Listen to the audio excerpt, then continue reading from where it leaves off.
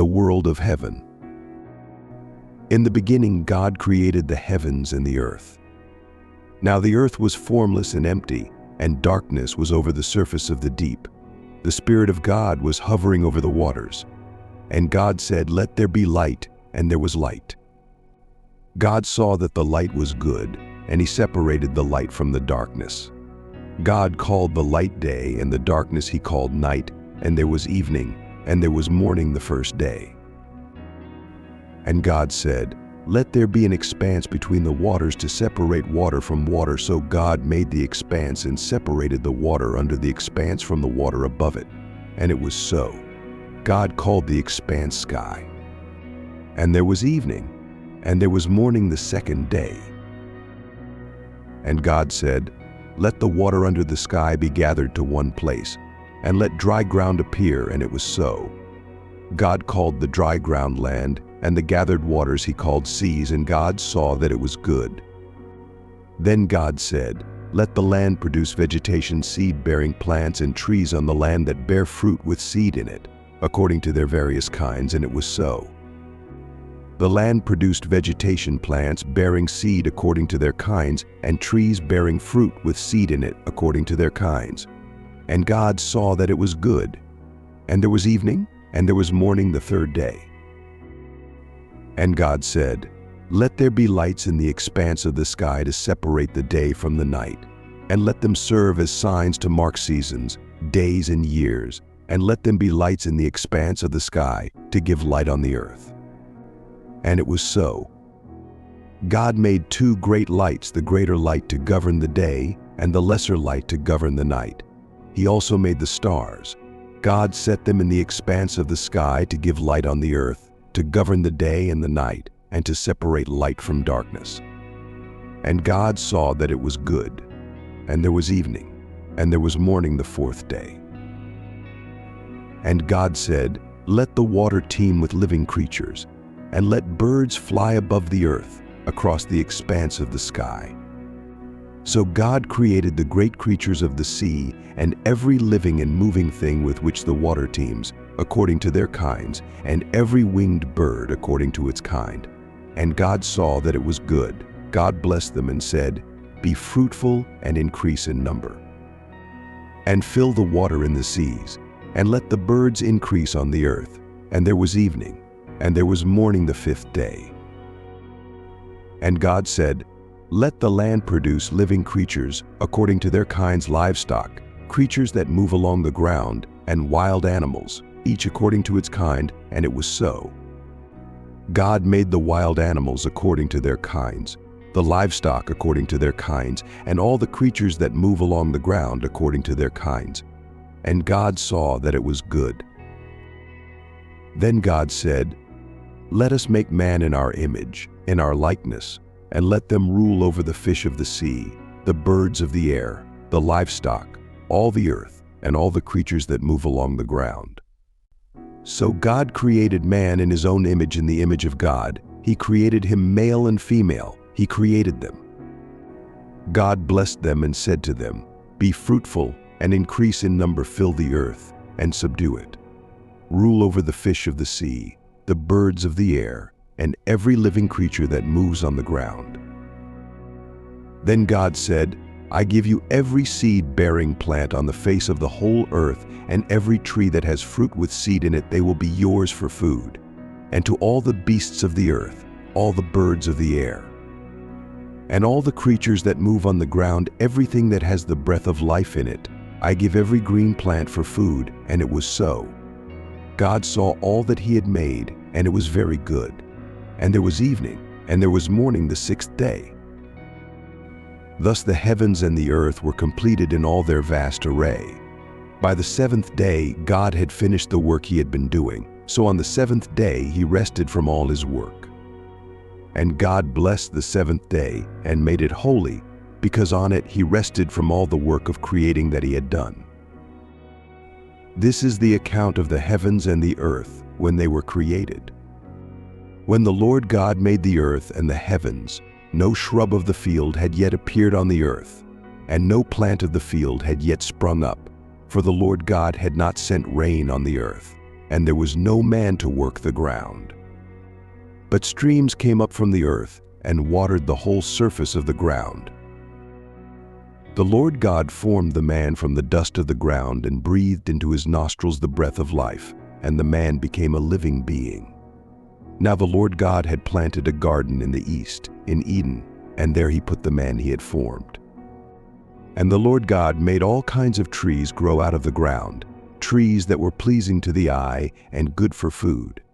In the middle of the garden were the tree of life and the tree of the knowledge of good and evil. A river watering the garden flowed from Eden. From there, it was separated into 4 headwaters. The name of the first is the Pishon. It winds through the entire land of Havilah, where there is gold. The gold of that land is good aromatic resin, and onyx are also there. The name of the second river is the Gihon. It winds through the entire land of Cush. The name of the third river is the Tigris. It runs along the east side of Assyria. The fourth river is the Euphrates. The Lord God took the man and placed him in the Garden of Eden to work it and take care of it. And the Lord God commanded the man, "You are free to eat from any tree in the garden, but you must not eat from the tree of the knowledge of good and evil, for when you eat of it, you will surely die." The Lord God said, "It is not good for the man to be alone. I will make a helper suitable for him." Now the Lord God had formed out of the ground all the beasts of the field and all the birds of the air. He brought them to the man to see what he would name them. And whatever the man called each living creature, that was its name. So the man gave names to all the livestock, the birds of the air, and all the beasts of the field. But for Adam no suitable helper was found. So the Lord God caused the man to fall into a deep sleep. And while he was sleeping, he took one of the man's ribs and closed up the place with flesh. Then the Lord God made a woman from the rib he had taken out of the man, and he brought her to the man. The man said, "This is now bone of my bones and flesh of my flesh. She shall be called woman, for she was taken out of man. For this reason, a man will leave his father and mother and be united to his wife, and they will become one flesh. The man and his wife were both naked, and they felt no shame. Now the serpent was more crafty than any of the wild animals the Lord God had made. He said to the woman, "Did God really say, 'You must not eat from any tree in the garden'?" The woman said to the serpent, "We may eat fruit from the trees in the garden, but God did say, 'You must not eat fruit from the tree that is in the middle of the garden, and you must not touch it, or you will die.'" "You will not surely die," the serpent said to the woman, "for God knows that when you eat of it, your eyes will be opened, and you will be like God, knowing good and evil."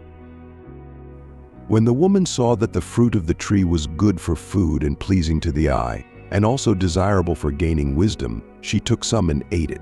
She also gave some to her husband, who was with her, and he ate it.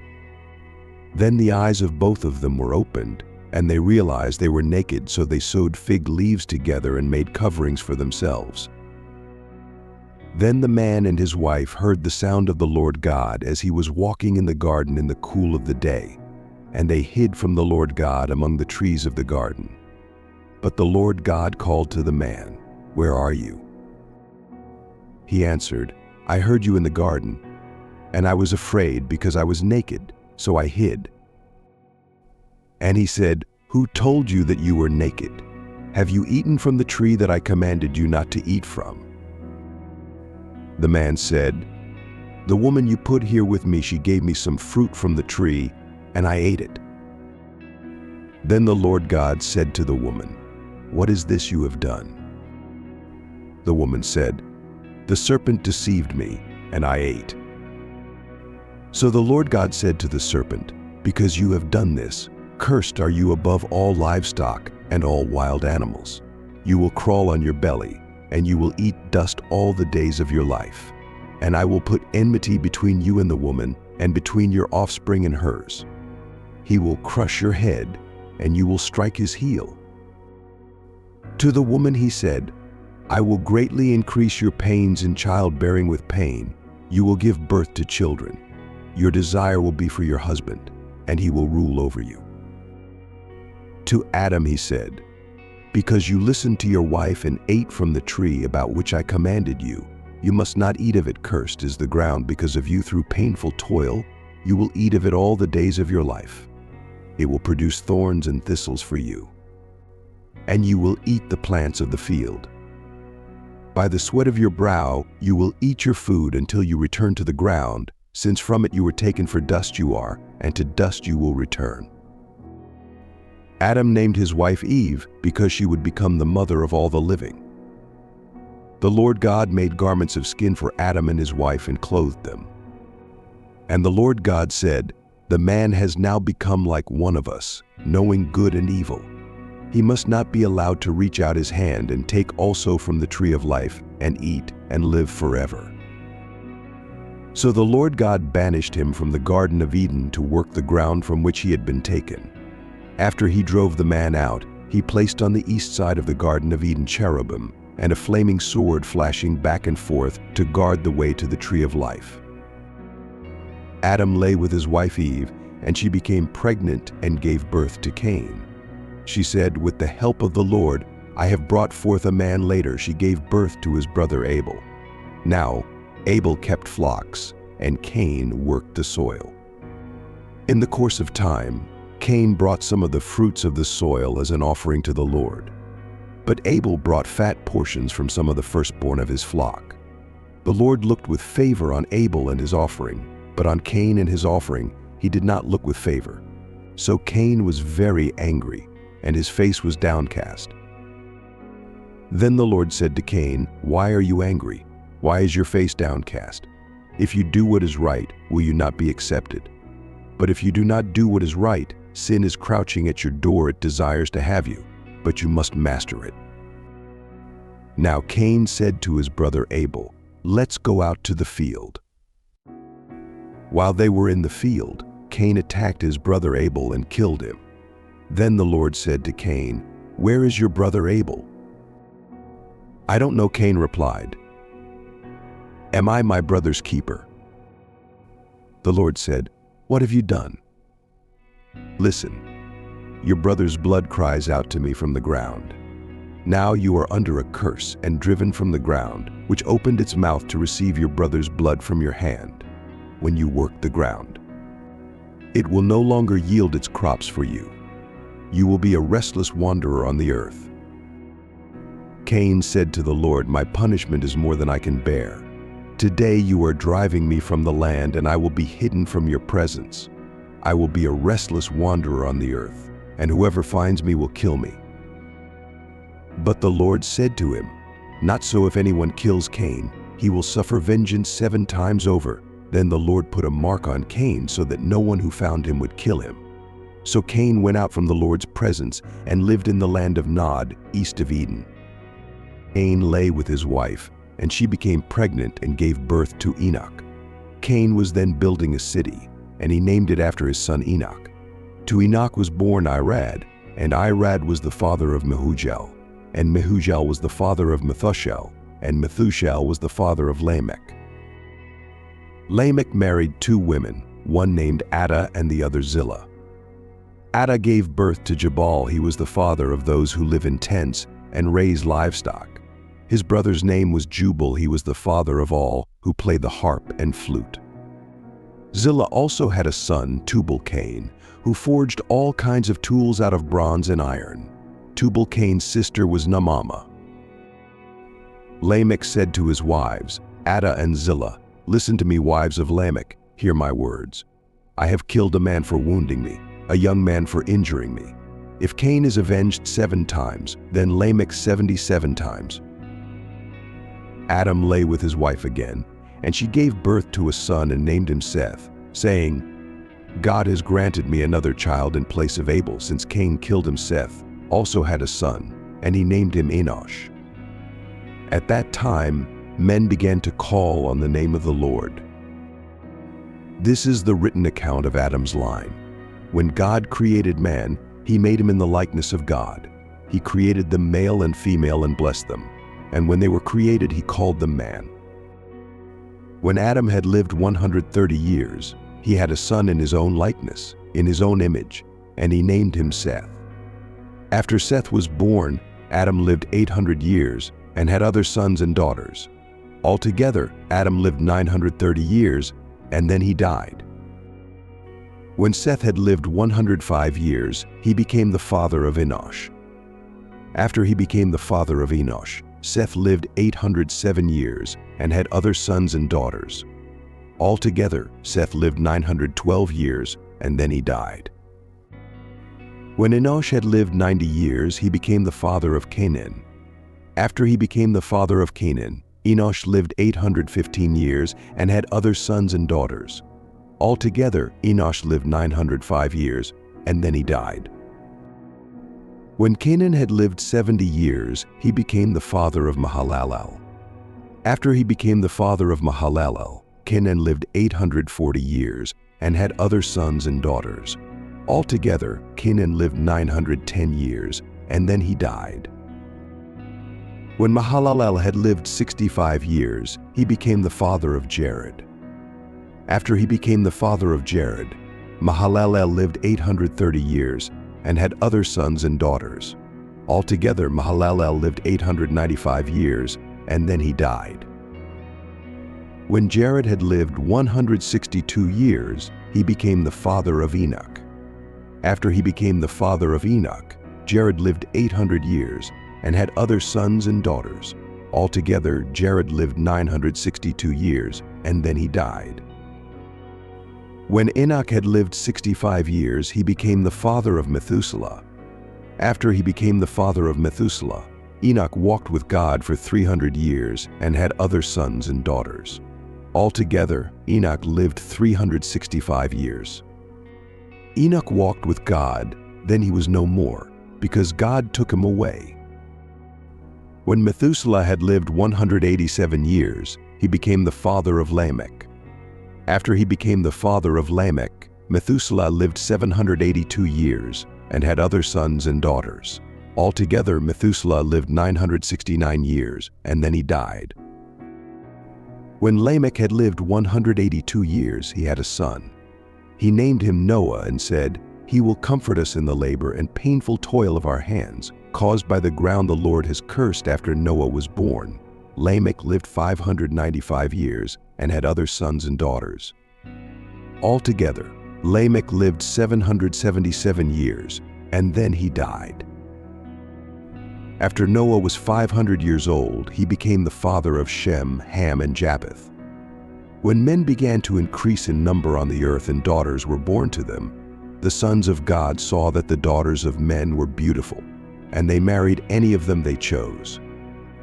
Then the Lord said, "My spirit will not contend with man forever, for he is mortal, his days will be 120 years. The Nephilim were on the earth in those days, and also afterward, when the sons of God went to the daughters of men and had children by them. They were the heroes of old, men of renown. The Lord saw how great man's wickedness on the earth had become, and that every inclination of the thoughts of his heart was only evil all the time. The Lord was grieved that he had made man on the earth, and his heart was filled with pain. So the Lord said, "I will wipe mankind, whom I have created, from the face of the earth, men and animals, and creatures that move along the ground, and birds of the air, for I am grieved that I have made them." But Noah found favor in the eyes of the Lord. This is the account of Noah. Noah was a righteous man, blameless among the people of his time, and he walked with God. Noah had 3 sons, Shem, Ham, and Japheth. Now the earth was corrupt in God's sight, and was full of violence. God saw how corrupt the earth had become, for all the people on earth had corrupted their ways. So God said to Noah, "I am going to put an end to all people, for the earth is filled with violence because of them. I am surely going to destroy both them and the earth. So make yourself an ark of cypress wood, make rooms in it, and coat it with pitch inside and out. This is how you are to build it. The ark is to be 450 feet long, 75 feet wide, and 45 feet high. Make a roof for it, and finish the ark to within 18 inches of the top. Put a door in the side of the ark, and make lower, middle, and upper decks. I am going to bring flood waters on the earth to destroy all life under the heavens, every creature that has the breath of life in it. Everything on earth will perish. But I will establish my covenant with you, and you will enter the ark, you and your sons and your wife and your sons' wives with you. You are to bring into the ark 2 of all living creatures, male and female, to keep them alive with you.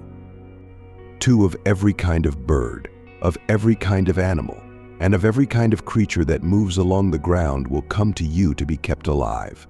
You are to take every kind of food that is to be eaten and stored away as food for you and for them. Noah did everything just as God commanded him. The Lord then said to Noah, "Go into the ark, you and your whole family, because I have found you righteous in this generation. Take with you 7 of every kind of clean animal, a male and its mate, and 2 of every kind of unclean animal, a male and its mate, and also 7 of every kind of bird, male and female, to keep their various kinds alive throughout the earth. 7 days from now I will send rain on the earth for 40 days and 40 nights, and I will wipe from the face of the earth every living creature I have made." And Noah did all that the Lord commanded him. Noah was 600 years old when the flood waters came on the earth, and Noah and his sons and his wife and his sons' wives entered the ark to escape the waters of the flood. Pairs of clean and unclean animals, of birds and all creatures that move along the ground, male and female, came to Noah and entered the ark, as God had commanded Noah. After the 7 days, the flood waters came on the earth. In the 600th year of Noah's life, on the 17th day of the 2nd month, on that day, all the springs of the great deep burst forth, and the floodgates of the heavens were opened, and rain fell on the earth for 40 days and 40 nights.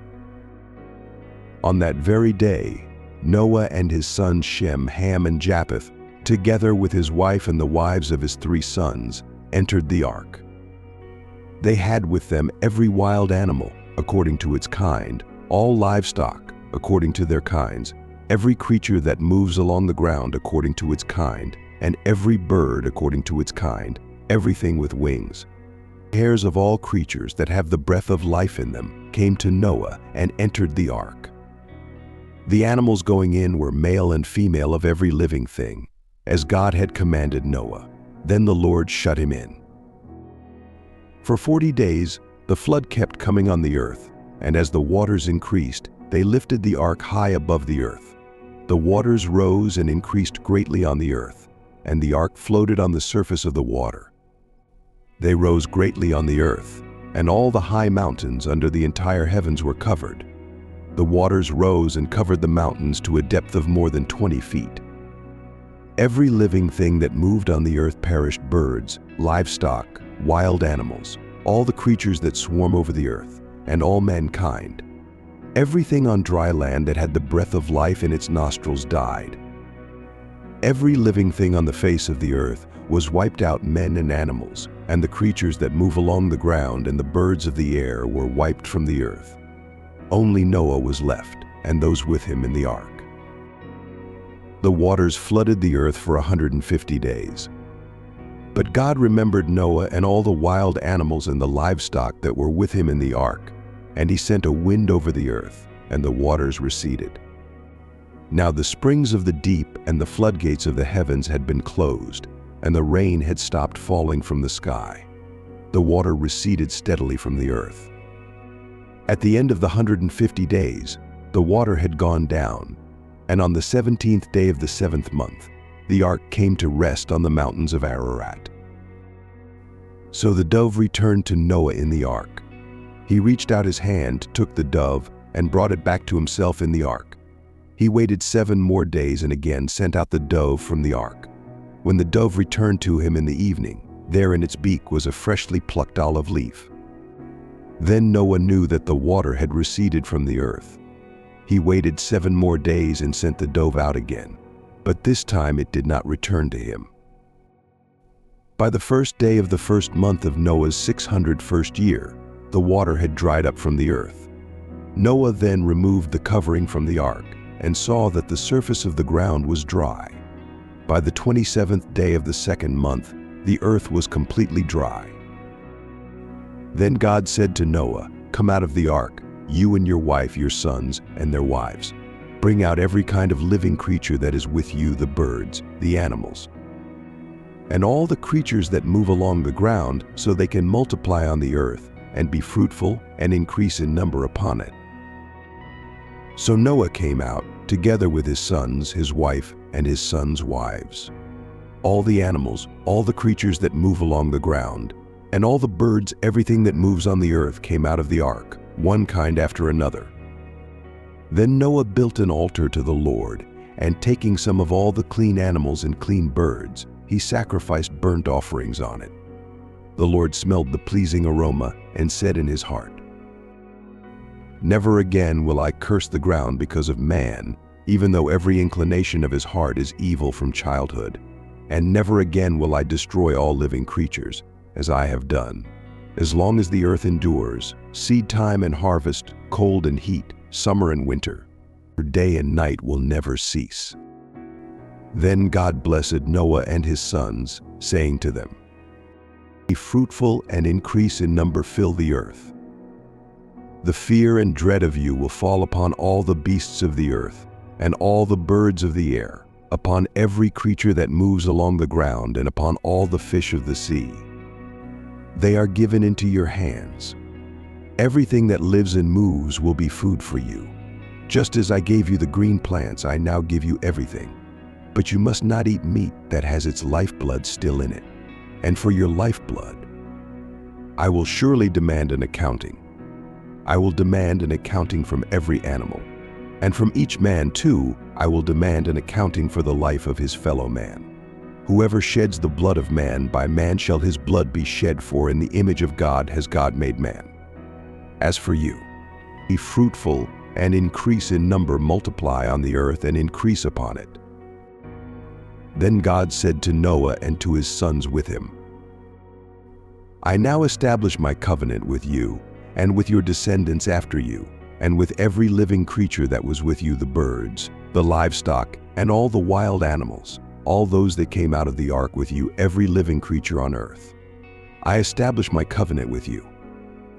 Never again will all life be cut off by the waters of a flood. Never again will there be a flood to destroy the earth. This is the sign of the covenant I am making between me and you and every living creature with you, a covenant for all generations to come. I have set my rainbow in the clouds, and it will be the sign of the covenant between me and the earth. Whenever I bring clouds over the earth and the rainbow appears in the clouds, I will remember my covenant between me and you and all living creatures of every kind. Never again will the waters become a flood to destroy all life. Whenever the rainbow appears in the clouds, I will see it and remember the everlasting covenant between God and all living creatures of every kind on the earth. This is the sign of the covenant I have established between me and all life on the earth." The sons of Noah who came out of the ark were Shem, Ham, and Japheth. Ham was the father of Canaan. These were the three sons of Noah, and from them came the people who were scattered over the earth. Noah, a man of the soil, proceeded to plant a vineyard. When he drank some of its wine, he became drunk and lay uncovered inside his tent. Ham, the father of Canaan, saw his father's nakedness and told his two brothers outside. But Shem and Japheth took a garment and laid it across their shoulders. Then they walked in backward and covered their father's nakedness. Their faces were turned the other way, so that they would not see their father's nakedness. When Noah awoke from his wine and found out what his youngest son had done to him, he said, "Cursed be Canaan. The lowest of slaves will he be to his brothers. Blessed be the Lord, the God of Shem. May Canaan be the slave of Shem. May God extend the territory of Japheth. May Japheth live in the tents of Shem, and may Canaan be his slave." After the flood, Noah lived 350 years. Altogether, Noah lived 950 years, and then he died. This is the account of Shem, Ham, and Japheth, Noah's sons, who themselves had sons after the flood. The sons of Japheth: Gomer, Magog, Madai, Javan, Tubal, Meshech, and Tiras. The sons of Gomer Ashkenaz, Riphath, and Togarmah. The sons of Javan Elisha, Tarshish, the Kittim, and the Rodanim. From these the maritime peoples spread out into their territories by their clans within their nations, each with its own language. The sons of Ham Cush, Mizraim, Put, and Canaan. The sons of Cush Seba, Havilah, Sabta, Ramah, and Sabtika. The sons of Ramah Sheba and Dedan. Cush was the father of Nimrod, who grew to be a mighty warrior on the earth. He was a mighty hunter before the Lord, that is why it is said, like Nimrod, a mighty hunter before the Lord. The first centers of his kingdom were Babylon, Erech, Akkad, and Calneh in Shinar. From that land he went to Assyria, where he built Nineveh, Rehoboth Ir, Calah, and Rezin, which is between Nineveh and Calah, that is the great city. Mizraim was the father of the Ludites, Anamites, Lehabites, Naphtuhites, Pathrusites, Casluhites, from whom the Philistines came, and Caphtorites. Canaan was the father of Sidon, his firstborn, and of the Hittites, Jebusites, Amorites, Girgashites, Hivites, Archites, Sinites, Arvadites, Zemarites, and Hamathites. Later the Canaanite clans scattered, and the borders of Canaan reached from Sidon toward Gerar as far as Gaza, and then toward Sodom, Gomorrah, Admah, and Zeboim, as far as Lasha. These are the sons of Ham by their clans and languages, in their territories and nations. Sons were also born to Shem, whose older brother was Japheth. Shem was the ancestor of all the sons of Eber. The sons of Shem Elam, Ashur, Arphaxad, Lud, and Aram. The sons of Aram, Uz, Hol, Gether, and Meshech. Arphaxad was the father of Shelah, and Shelah the father of Eber.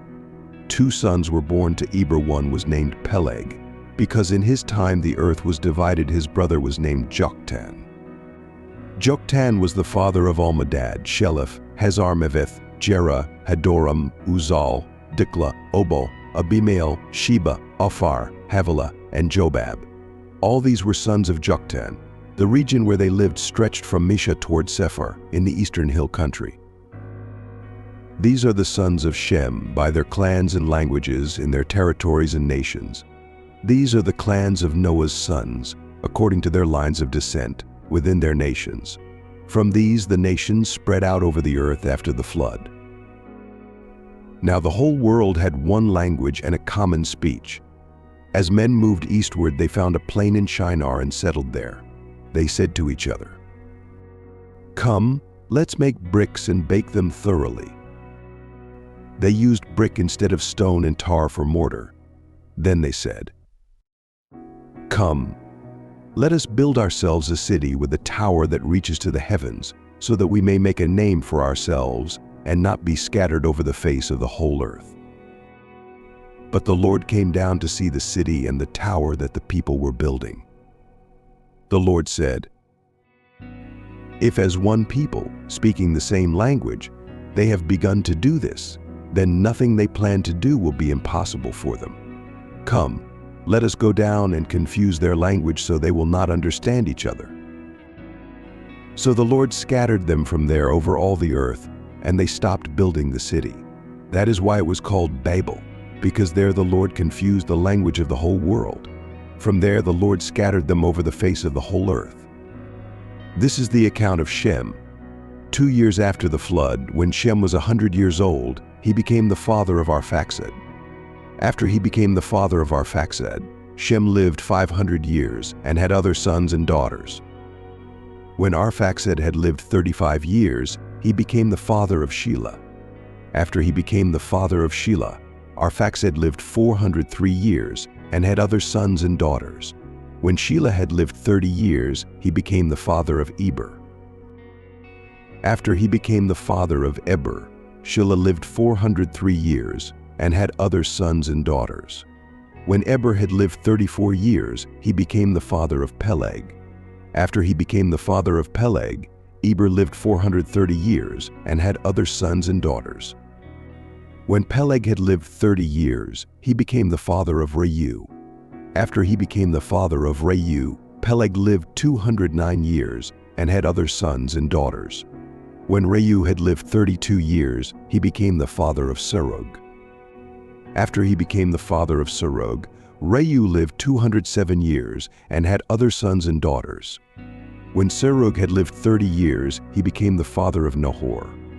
After he became the father of Nahor, Serug lived 200 years and had other sons and daughters. When Nahor had lived 29 years, he became the father of Terah. After he became the father of Terah, Nahor lived 119 years and had other sons and daughters. After Terah had lived 70 years, he became the father of Abram, Nahor, and Haran. This is the account of Terah. Terah became the father of Abram, Nahor, and Haran became the father of Lot. While his father Terah was still alive, Haran died in Ur of the Chaldeans, in the land of his birth. Abram and Nahor both married. The name of Abram's wife was Sarai, and the name of Nahor's wife was Milcah. She was the daughter of Haran, the father of both Milcah and Iscah. Now Sarai was barren, she had no children. Terah took his son Abram, his grandson Lot, son of Haran, and his daughter-in-law Sarai, the wife of his son Abram. Together they set out from Ur of the Chaldeans to go to Canaan, but when they came to Haran, they settled there. Terah lived 205 years, and he died in Haran. The Lord had said to Abram, "Leave your country, your people, and your father's household, and go to the land I will show you. I will make you into a great nation, and I will bless you. I will make your name great, and you will be a blessing. I will bless those who bless you, and whoever curses you I will curse. And all peoples on earth will be blessed through you." So Abram left as the Lord had told him, and Lot went with him. Abram was 75 years old when he set out from Haran. He took his wife Sarai, his nephew Lot, all the possessions they had accumulated, and the people they had acquired in Haran, and they set out for the land of Canaan, and they arrived there. Abram traveled through the land as far as the site of the great tree of Moreh at Shechem. At that time the Canaanites were in the land. The Lord appeared to Abram and said, "To your offspring I will give this land." So he built an altar there to the Lord, who had appeared to him. From there he went on toward the hills east of Bethel and pitched his tent, with Bethel on the west and Ai on the east. There he built an altar to the Lord and called on the name of the Lord. Then Abram set out and continued toward the Negev. Now there was a famine in the land, and Abram went down to Egypt to live there for a while, because the famine was severe. As he was about to enter Egypt, he said to his wife Sarai, "I know what a beautiful woman you are.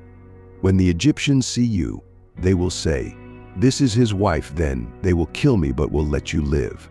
Say you are my sister, so that I will be treated well for your sake. My life will be spared because of you." When Abram came to Egypt, the Egyptians saw that she was a very beautiful woman. And when Pharaoh's officials saw her, they praised her to Pharaoh, and she was taken into his palace. He treated Abram well for her sake, and Abram acquired sheep and cattle, male and female donkeys, men servants and maid servants, and camels. But the Lord inflicted serious diseases on Pharaoh and his household because of Abram's wife Sarai. So Pharaoh summoned Abram. "What have you done to me? Why didn't you tell me she was your wife? Why did you say, 'She is my sister,' so that I took her to be my wife? Now then, here is your wife. Take her and go." Then Pharaoh gave orders about Abram to his men, and they sent him on his way with his wife and everything he had. So Abram went up from Egypt to the Negev with his wife and everything he had, and Lot went with him. Abram had become very wealthy in livestock and in silver and gold. From the Negev he went from place to place until he came to Bethel, to the place between Bethel and Ai where his tent had been earlier and where he had first built an altar. There Abram called on the name of the Lord. Now Lot, who was moving about with Abram, also had flocks and herds and tents. But the land could not support them while they stayed together, for their possessions were so great that they were not able to stay together. And quarreling arose between Abram's herdsmen and the herdsmen of Lot. The Canaanites and Perizzites were also living in the land at that time. So Abram said to Lot, "Let's not have any quarreling between you and me, or between your herdsmen and mine, for we are brothers. Is not the whole land before you? Let's part company. If you go to the left, I'll go to the right. If you go to the right, I'll go to the left." Lot looked up and saw that the whole plain of the Jordan was well watered, like the garden of the Lord, like the land of Egypt, toward Zoar. This was before the Lord destroyed Sodom and Gomorrah. So Lot chose for himself the whole plain of the Jordan and set out toward the east. The two men parted company. Abram lived in the land of Canaan, while Lot lived among the cities of the plain and pitched his tents near Sodom. Now the men of Sodom were wicked and were sinning greatly against the Lord. The Lord said to Abram after Lot had parted from him, "Lift up your eyes from where you are and look north and south, east and west. All the land that you see I will give to you and your offspring forever. I will make your offspring like the dust of the earth, so that if anyone could count the dust, then your offspring could be counted. Go, walk through the length and breadth of the land, for I am giving it to you."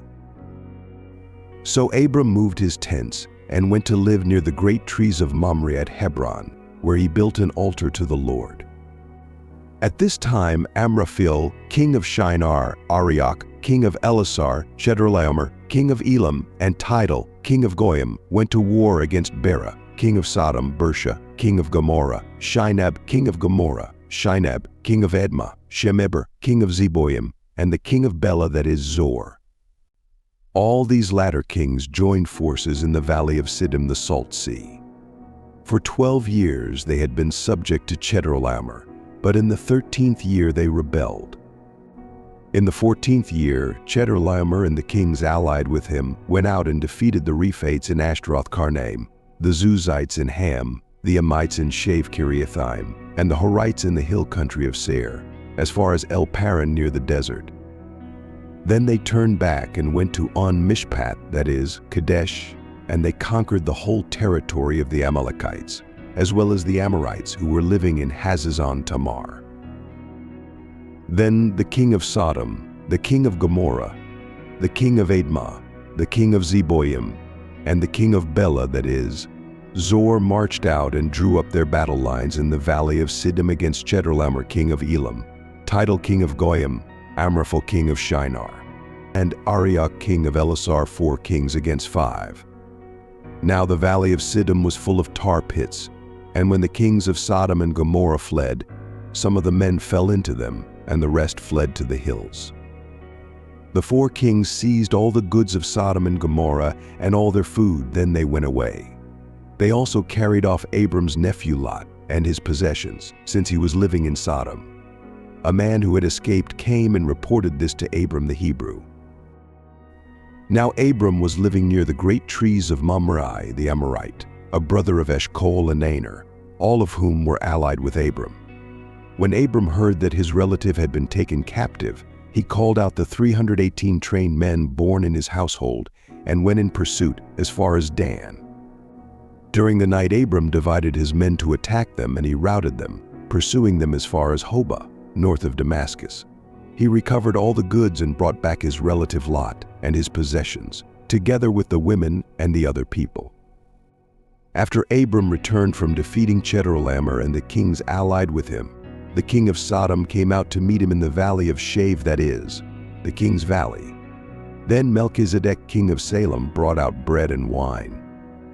He was priest of God Most High, and he blessed Abram, saying, "Blessed be Abram by God Most High, creator of heaven and earth, and blessed be God Most High, who delivered your enemies into your hand." Then Abram gave him 1/10 of everything. The king of Sodom said to Abram, "Give me the people and keep the goods for yourself." But Abram said to the king of Sodom, "I have raised my hand to the Lord, God Most High, creator of heaven and earth, and have taken an oath that I will accept nothing belonging to you, not even a thread or the strap of a sandal, so that you will never be able to say, I made Abram rich. I will accept nothing but what my men have eaten, and the share that belongs to the men who went with me to Aner, Eshcol, and Mamre. Let them have their share." After this, the word of the Lord came to Abram in a vision. "Do not be afraid, Abram. I am your shield, your very great reward." But Abram said, "Sovereign Lord, what can you give me since I remain childless, and the one who will inherit my estate is Eliezer of Damascus?" And Abram said, "You have given me no children, so a servant in my household will be my heir." Then the word of the Lord came to him. "This man will not be your heir, but a son who is your own flesh and blood will be your heir." He took him outside and said, "Look up at the sky and count the stars, if indeed you can count them." Then he said to him, "So shall your offspring be." Abram believed the Lord, and he credited it to him as righteousness. He also said to him, "I am the Lord, who brought you out of Ur of the Chaldeans to give you this land to take possession of it."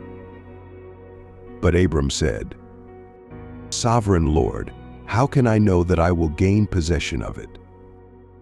So the Lord said to him, "Bring me a heifer, a goat and a ram, each 3 years old, along with a dove and a young pigeon." Abram brought all these to him, cut them in two and arranged the halves opposite each other. The birds, however, he did not cut in half. Then birds of prey came down on the carcasses, but Abram drove them away. As the sun was setting, Abram fell into a deep sleep, and a thick and dreadful darkness came over him. Then the Lord said to him, "Know for certain that for 400 years your descendants will be strangers in a country not their own, and that they will be enslaved and mistreated there. But I will punish the nation they serve as slaves, and afterward they will come out with great possessions. You, however, will go to your ancestors in peace and be buried at a good old age. In the 4th generation your descendants will come back here, for the sin of the Amorites has not yet reached its full measure." When the sun had set and darkness had fallen, a smoking firepot with a blazing torch appeared and passed between the pieces.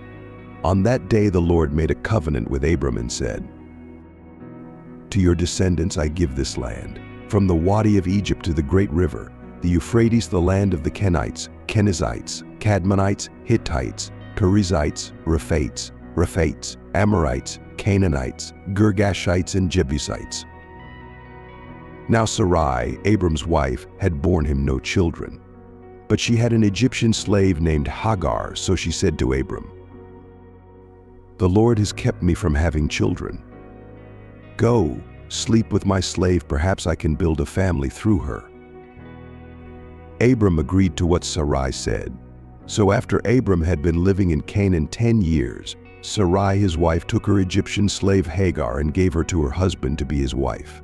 He slept with Hagar, and she conceived. When she knew she was pregnant, she began to despise her mistress. Then Sarai said to Abram, "You are responsible for the wrong I am suffering. I put my slave in your arms, and now that she knows she is pregnant, she despises me. May the Lord judge between you and me." "Your slave is in your hands," Abram said. "Do with her whatever you think best." Then Sarai mistreated Hagar, so she fled from her. The angel of the Lord found Hagar near a spring in the desert. It was the spring that is beside the road to Shur. And he said, "Hagar, slave of Sarai, where have you come from, and where are you going?" "I'm running away from my mistress Sarai," she answered. Then the angel of the Lord told her, "Go back to your mistress and submit to her." The angel added, "I will increase your descendants so much that they will be too numerous to count." The angel of the Lord also said to her, "You are now pregnant, and you will give birth to a son. You shall name him Ishmael, for the Lord has heard of your misery. He will be a wild donkey of a man. His hand will be against everyone, and everyone's hand against him, and he will live in hostility toward all his brothers. She gave this name to the Lord who spoke to her. You are the God who sees me, for she said, I have now seen the one who sees me. That is why the well was called Bir Lahai Roi. It is still there, between Kadesh and Beard. So Hagar bore Abram a son, and Abram gave the name Ishmael to the son she had born. Abram was 86 years old when Hagar bore him Ishmael. When Abram was 99 years old, the Lord appeared to him and said, I am God Almighty. Walk before me faithfully and be blameless. Then I will make my covenant between me and you and will greatly increase your numbers. Abram fell face down, and God said to him, As for me, this is my covenant with you. You will be the father of many nations. No longer will you be called Abram. Your name will be Abraham, for I have made you a father of many nations. I will make you very fruitful. I will make nations of you, and kings will come from you.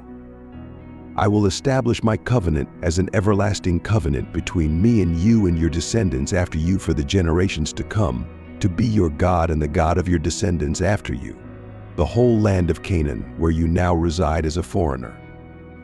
I will give as an everlasting possession to you and your descendants after you, and I will be their God. Then God said to Abraham, As for you, you must keep my covenant, you and your descendants after you for the generations to come. This is my covenant with you and your descendants after you, the covenant you are to keep. Every male among you shall be circumcised. You are to undergo circumcision. And it will be the sign of the covenant between me and you. For the generations to come, every male among you who is 8 days old must be circumcised, including those born in your household or bought with money from a foreigner, those who are not your offspring. Whether born in your household or bought with your money, they must be circumcised. My covenant in your flesh is to be an everlasting covenant. Any uncircumcised male who has not been circumcised in the flesh will be cut off from his people. He has broken my covenant. God also said to Abraham, As for Sarai your wife, you are no longer to call her Sarai. Her name will be Sarah. I will bless her and will surely give you a son by her. I will bless her so that she will be the mother of nations. Kings of peoples will come from her. Abraham fell face down. He laughed and said to himself, Will a son be born to a man 100 years old? Will Sarah bear a child at the age of 90? And Abraham said to God, If only Ishmael might live under your blessing. Then God said, Yes, but your wife Sarah will bear you a son, and you will call him Isaac. I will establish my covenant with him as an everlasting covenant for his descendants after him. And as for Ishmael, I have heard you. I will surely bless him. I will make him fruitful and will greatly increase his numbers. He will be the father of 12 rulers, and I will make him into a great nation. But my covenant I will establish with Isaac, whom Sarah will bear to you by this time next year. When he had finished speaking with Abraham, God went up from him. On that very day Abraham took his son Ishmael and all those born in his household, or bought with money, every male in his household, and circumcised them, as God told him. Abraham was 99 years old when he was circumcised, and his son Ishmael was 13 years old when he was circumcised. Abraham and his son Ishmael were both circumcised on that same day. And every male in Abraham's household, including those born in his household or bought from a foreigner, was circumcised with him. Chapter 18. The Lord appeared to Abraham near the great trees of Mamre while he was sitting at the entrance to his tent in the heat of the day. Abraham looked up and saw 3 men standing nearby. When he saw them, he hurried from the entrance of his tent to meet them and bowed low to the ground. He said, If I have found favor in your eyes, my Lord, do not pass your servant by. Let a little water be brought, and then you may all wash your feet and rest under this tree. Let me get you something to eat, so you can refresh yourselves. and after that you may go on your way now that you have come to your servant." "Very well," they answered, "do as you say." So Abraham hurried into the tent to Sarah.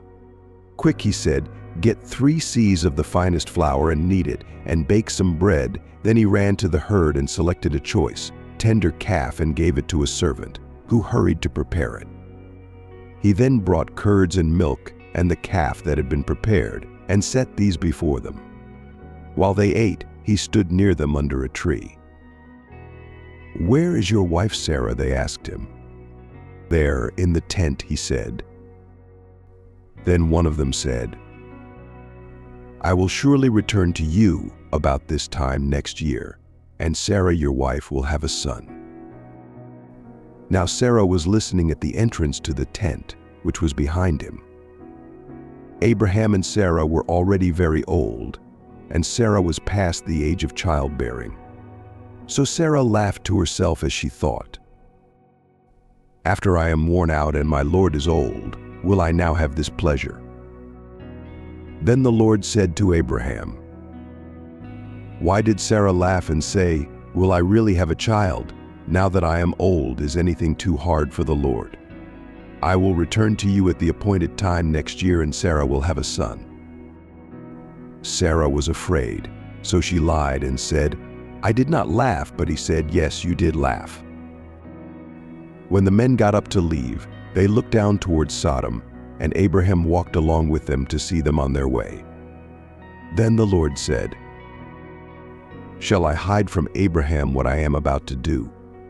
Abraham will surely become a great and powerful nation, and all nations on earth will be blessed through him.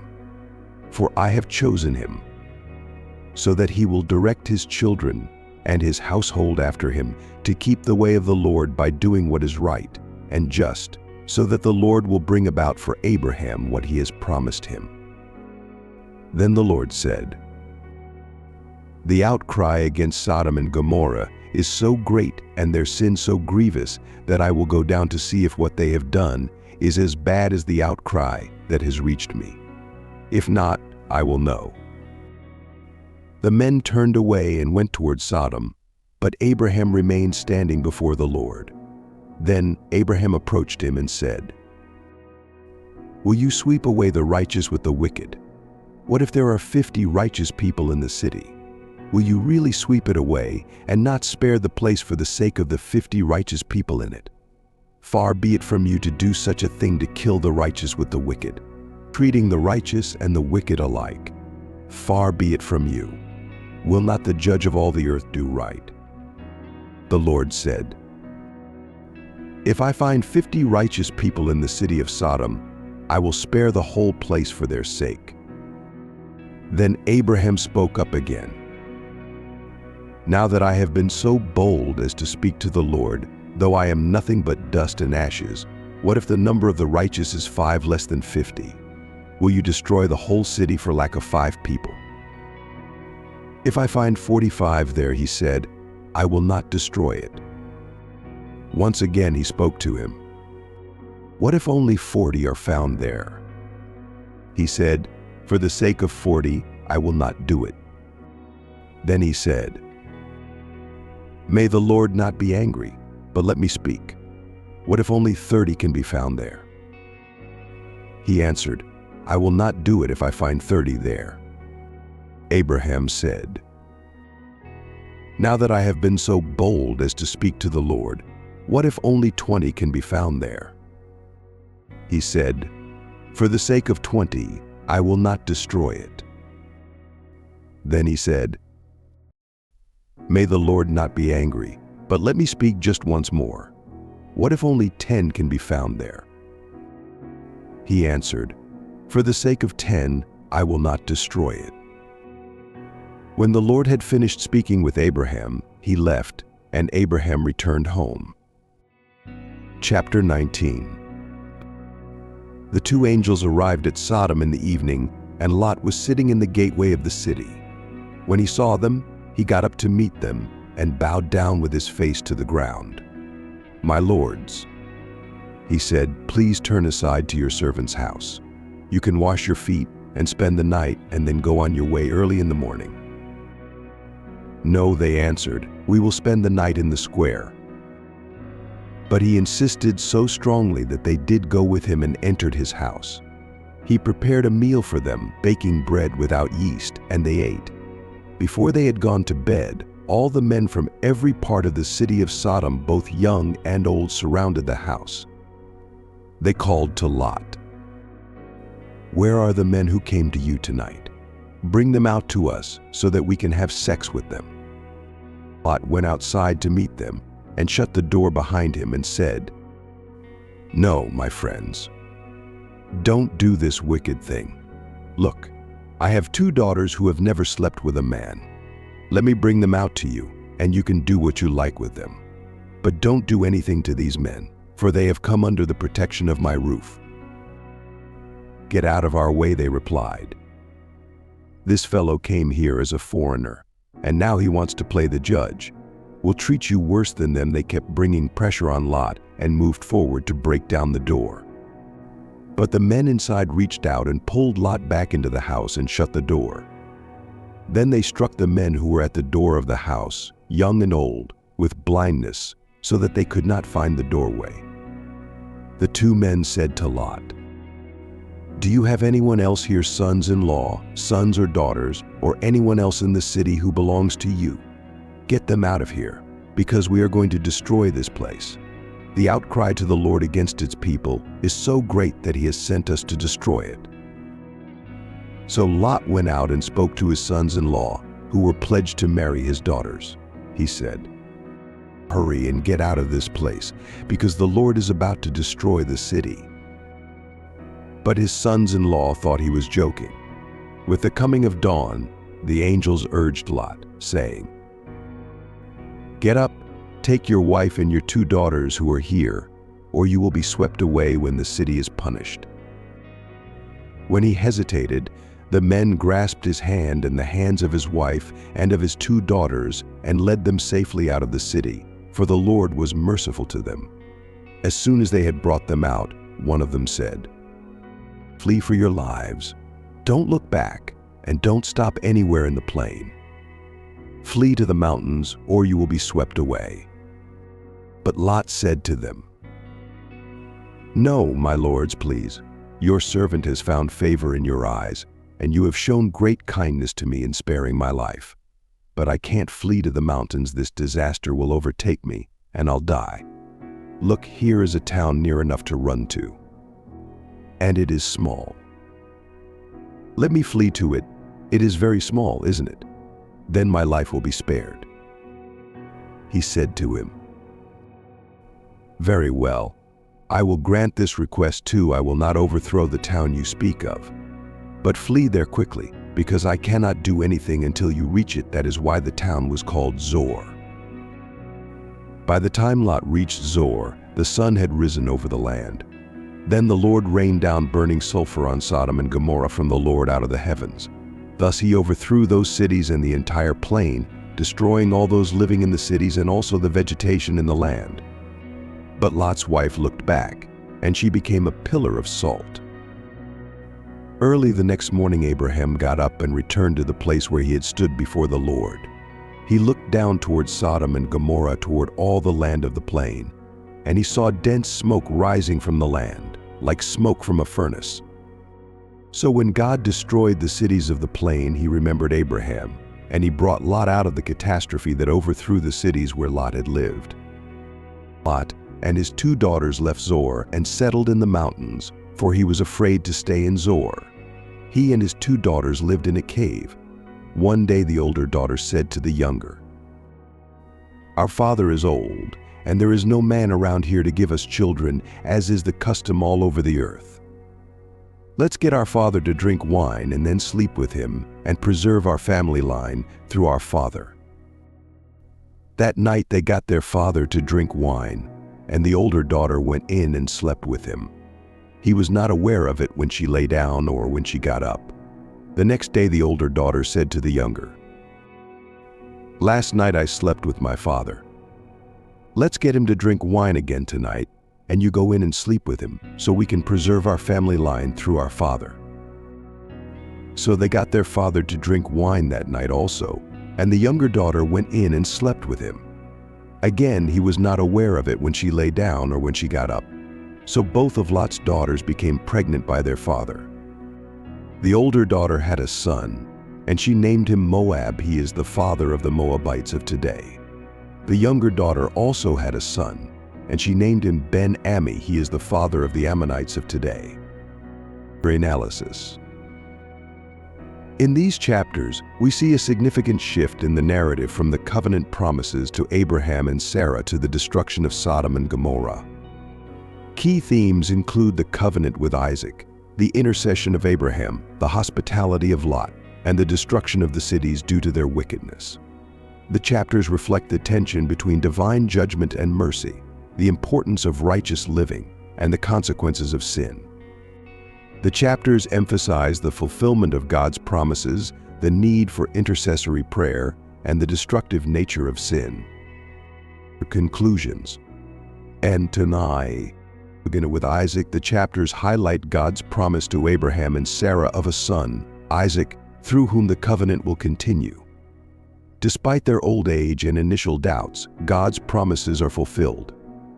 Intercession of Abraham. Abraham's bold intercession for Sodom demonstrates the importance of standing in the gap and advocating for mercy. His negotiation with God reflects a deep concern for justice and righteousness. Hospitality of Lot. Lot's actions in welcoming the angels reflect the ancient Near Eastern value of hospitality, which is crucial in the narrative. His willingness to protect the visitors contrasts with the wicked behavior of the Sodomites. Destruction of Sodom and Gomorrah. The destruction of the cities underscores the severity of divine judgment against rampant sin. The narrative highlights the moral decay of the cities and the consequences of living contrary to God's standards. Preservation of Lot. Lot's deliverance from the destruction reflects God's mercy amidst judgment.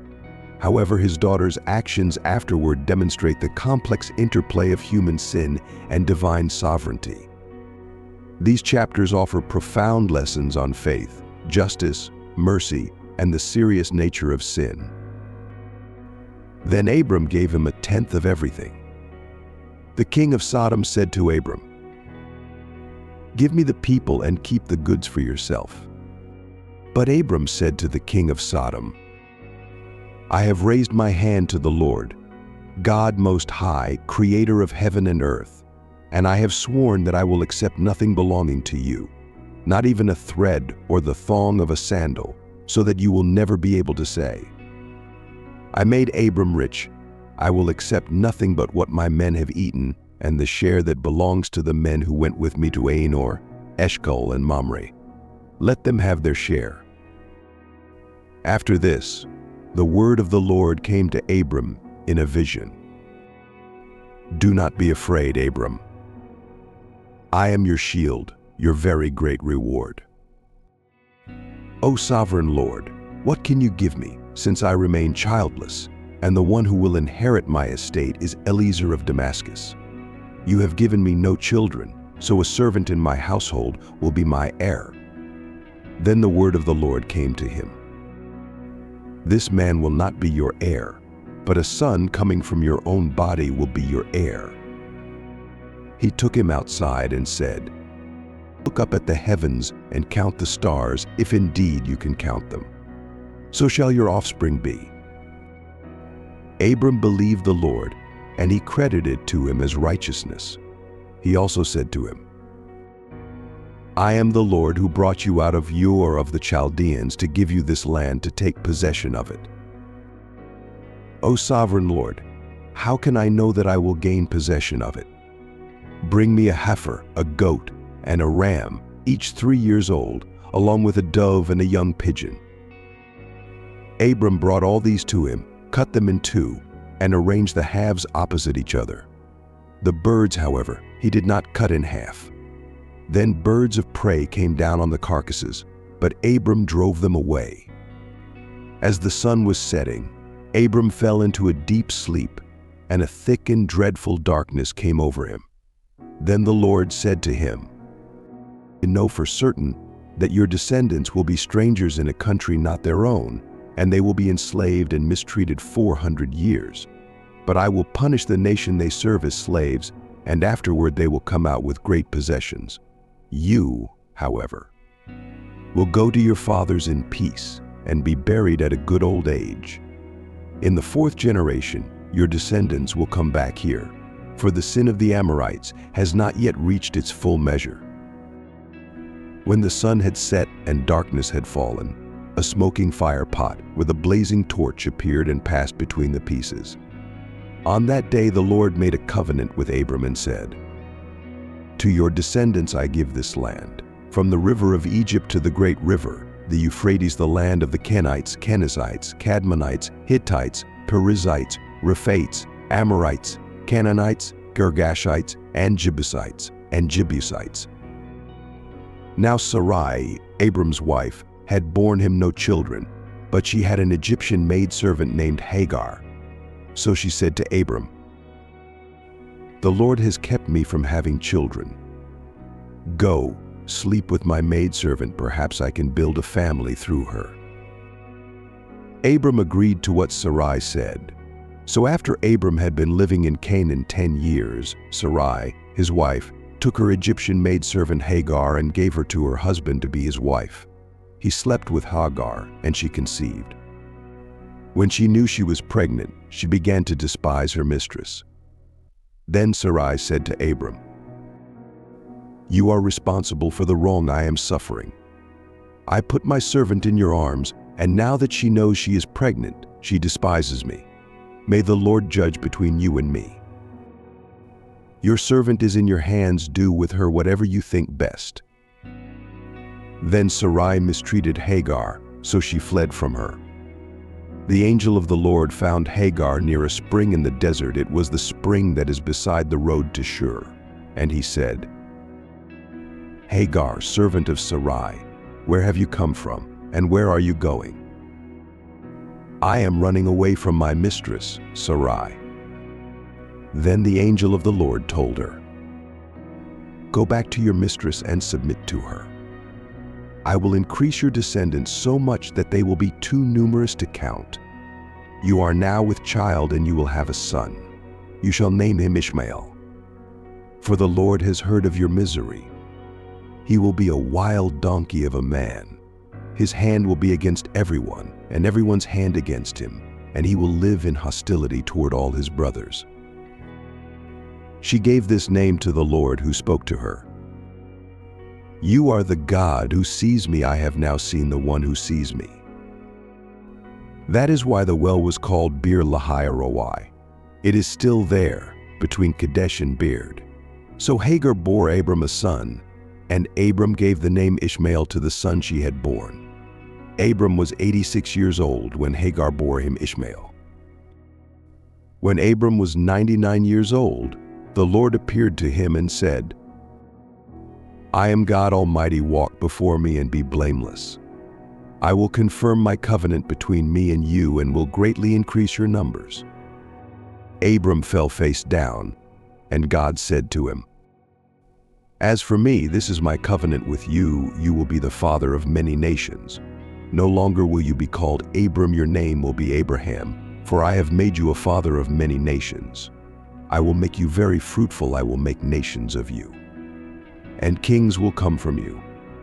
I will establish my covenant as an everlasting covenant between me and you and your descendants after you for the generations to come, to be your God and the God of your descendants after you, the whole land of Canaan, where you are now an alien. I will give as an everlasting possession to you and your descendants after you, and I will be their God.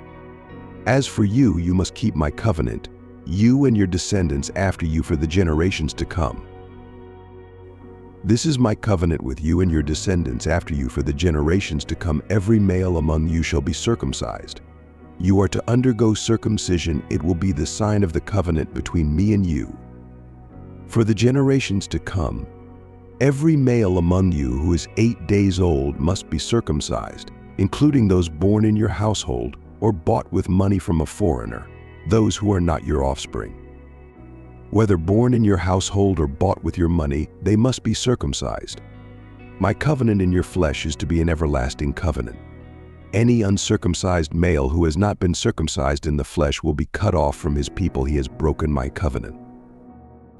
As for Sarai, your wife, you are no longer to call her Sarai. Her name will be Sarah.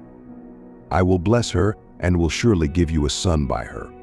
I will bless her so that she will be the mother of nations. Kings of peoples will come from her.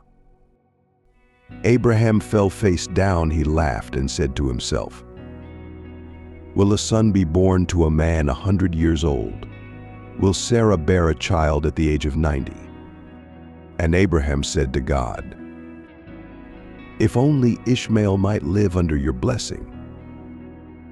Yes, but your wife Sarah will bear you a son, and you will call him Isaac. I will establish my covenant with him as an everlasting covenant for his descendants after him. And as for Ishmael, I have heard you. I will surely bless him. I will make him fruitful and will greatly increase his numbers. He will be the father of 12 rulers, and I will make him into a great nation. But my covenant I will establish with Isaac, whom Sarah will bear to you by this time next year. When he had finished speaking with Abraham, God went up from him.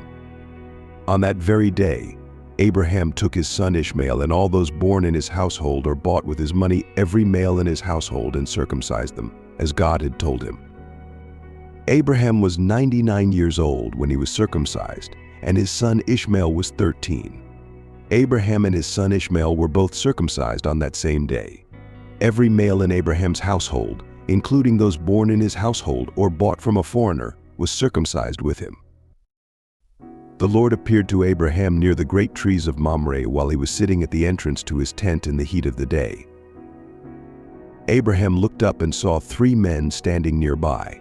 When he saw them, he hurried from the entrance of his tent to meet them and bowed low to the ground.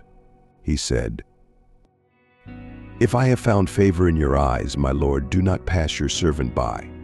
Let a little water be brought, and then you may all wash your feet and rest under this tree.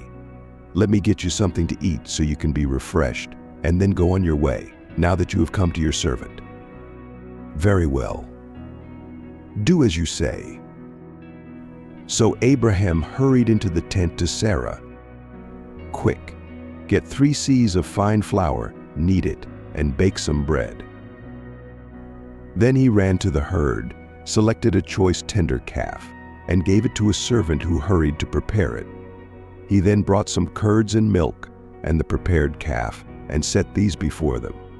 While they ate, he stood near them under a tree. Where is your wife, Sarah? There, in the tent. Then the Lord said, I will surely return to you about this time next year, and Sarah, your wife, will have a son. Now Sarah was listening at the entrance to the tent, which was behind him. Abraham and Sarah were already old and well advanced in years, and Sarah was past the age of childbearing. So Sarah laughed to herself as she thought, after I am worn out and my master is old, will I now have this pleasure? Then the Lord said to Abraham, why did Sarah laugh and say, will I really have a child now that I am old? Is anything too hard for the Lord? I will return to you at the appointed time next year, and Sarah will have a son. Sarah was afraid, so she lied and said, I did not laugh. Yes, you did laugh. When the men got up to leave, they looked down towards Sodom, and Abraham walked along with them to see them on their way. Then the Lord said, shall I hide from Abraham what I am about to do? Abraham will surely become a great and powerful nation, and all nations on earth will be blessed through him. For I have chosen him so that he will direct his children and his household after him to keep the way of the Lord by doing what is right and just, so that the Lord will bring about for Abraham what he has promised him. The outcry against Sodom and Gomorrah is so great and their sin so grievous that I will go down and see if what they have done is as bad as the outcry that has reached me. If not, I will know. The men turned away and went towards Sodom, but Abraham remained standing before the Lord. Then Abraham approached him and said, will you sweep away the righteous with the wicked? What if there are 50 righteous people in the city? Will you really sweep it away and not spare the place for the sake of the 50 righteous people in it? Far be it from you to do such a thing, to kill the righteous with the wicked, treating the righteous and the wicked alike. Far be it from you. Will not the judge of all the earth do right? If I find 50 righteous people in the city of Sodom, I will spare the whole place for their sake. Now that I have been so bold as to speak to the Lord, though I am nothing but dust and ashes, what if the number of the righteous is 5 less than 50? Will you destroy the whole city because of 5 people? If I find 45 there, I will not destroy it. What if only 40 are found there? For the sake of 40, I will not do it. May the Lord not be angry, but let me speak. What if only 30 can be found there? I will not do it if I find 30 there. Now that I have been so bold as to speak to the Lord, what if only 20 can be found there? For the sake of 20, I will not destroy it. May the Lord not be angry, but let me speak just once more. What if only 10 can be found there? For the sake of 10, I will not destroy it. When the Lord had finished speaking with Abraham, he left, and Abraham returned home. The 2 angels arrived at Sodom in the evening, and Lot was sitting in the gateway of the city. When he saw them, he got up to meet them and bowed down with his face to the ground. My lords, please turn aside to your servant's house. You can wash your feet and spend the night, and then go on your way early in the morning. No, we will spend the night in the square. But he insisted so strongly that they went with him and entered his house. He prepared a meal for them, baking bread without yeast, and they ate. Before they had gone to bed, all the men from every part of the city of Sodom, both young and old, surrounded the house. They called to Lot, "Where are the men who came to you tonight? Bring them out to us so that we can have sex with them." Lot went outside to meet them and shut the door behind him. He said, "No, my friends, don't do this wicked thing. Look, I have 2 daughters who have never slept with a man. Let me bring them out to you, and you can do what you like with them. But don't do anything to these men, for they have come under the protection of my roof. Get out of our way. This fellow came here as an alien, and now he wants to play the judge. We'll treat you worse than them." They kept bringing pressure on Lot and moved forward to break down the door. But the men inside reached out and pulled Lot back into the house and shut the door. Then they struck the men who were at the door of the house, young and old, with blindness, so that they could not find the door. The 2 men said to Lot, "Do you have anyone else here, sons-in-law, sons, daughters, or anyone else in the city who belongs to you? Get them out of here, because we are going to destroy this place. The outcry to the Lord against its people is so great that he has sent us to destroy it." So Lot went out and spoke to his sons-in-law, who were pledged to marry his daughters. He said, "Hurry and get out of this place, because the Lord is about to destroy the city." But his sons-in-law thought he was joking. With the coming of dawn, the angels urged Lot, saying, "Hurry, take your wife and your 2 daughters who are here, or you will be swept away when the city is punished." When he hesitated, the men grasped his hand and the hands of his wife and of his 2 daughters and led them safely out of the city, for the Lord was merciful to them. As soon as they had brought them out, one of them said, "Flee for your lives. Don't look back, and don't stop anywhere in the plain. Flee to the mountains, or you will be swept away." "No, my lords, please. Your servant has found favor in your eyes, and you have shown great kindness to me in sparing my life. But I can't flee to the mountains. This disaster will overtake me, and I'll die. Look, here is a town near enough to run to, and it is small. Let me flee to it. It is very small, isn't it? Then my life will be spared." "Very well. I will grant this request as well. I will not overthrow the town you speak of, but flee there quickly, for I cannot do anything until you reach it." That is why the town was called Zor. By the time Lot reached Zor, the sun had risen over the land. Then the Lord rained down burning sulfur on Sodom and Gomorrah from the Lord out of the heavens. Thus he overthrew those cities and the entire plain, including all those living in the cities and the vegetation of the land. But Lot's wife looked back, and she became a pillar of salt. Early the next morning, Abraham got up and returned to the place where he had stood before the Lord. He looked down toward Sodom and Gomorrah, toward all the land of the plain, and saw dense smoke rising from the land, like smoke from a furnace. So when God destroyed the cities of the plain, he remembered Abraham and brought Lot out of the catastrophe that overthrew the cities where Lot had lived. Lot and his 2 daughters left Zor and settled in the mountains, for he was afraid to stay in Zor. He and his 2 daughters lived in a cave. One day the older daughter said to the younger, "Our father is old, and there is no man around here to lie with us, as is the custom all over the earth.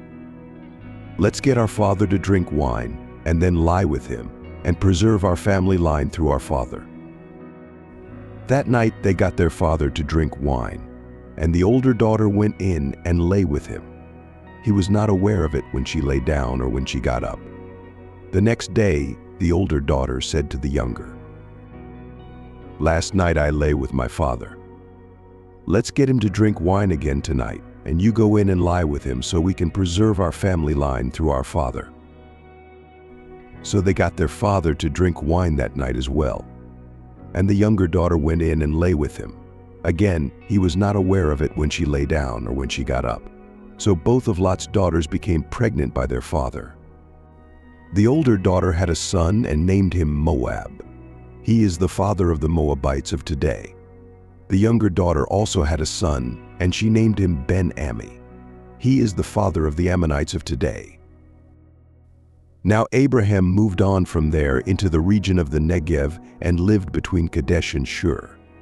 For a while he stayed in Gerar, and there Abraham said of his wife Sarah, "She is my sister." Then Abimelech, king of Gerar, sent for Sarah and took her.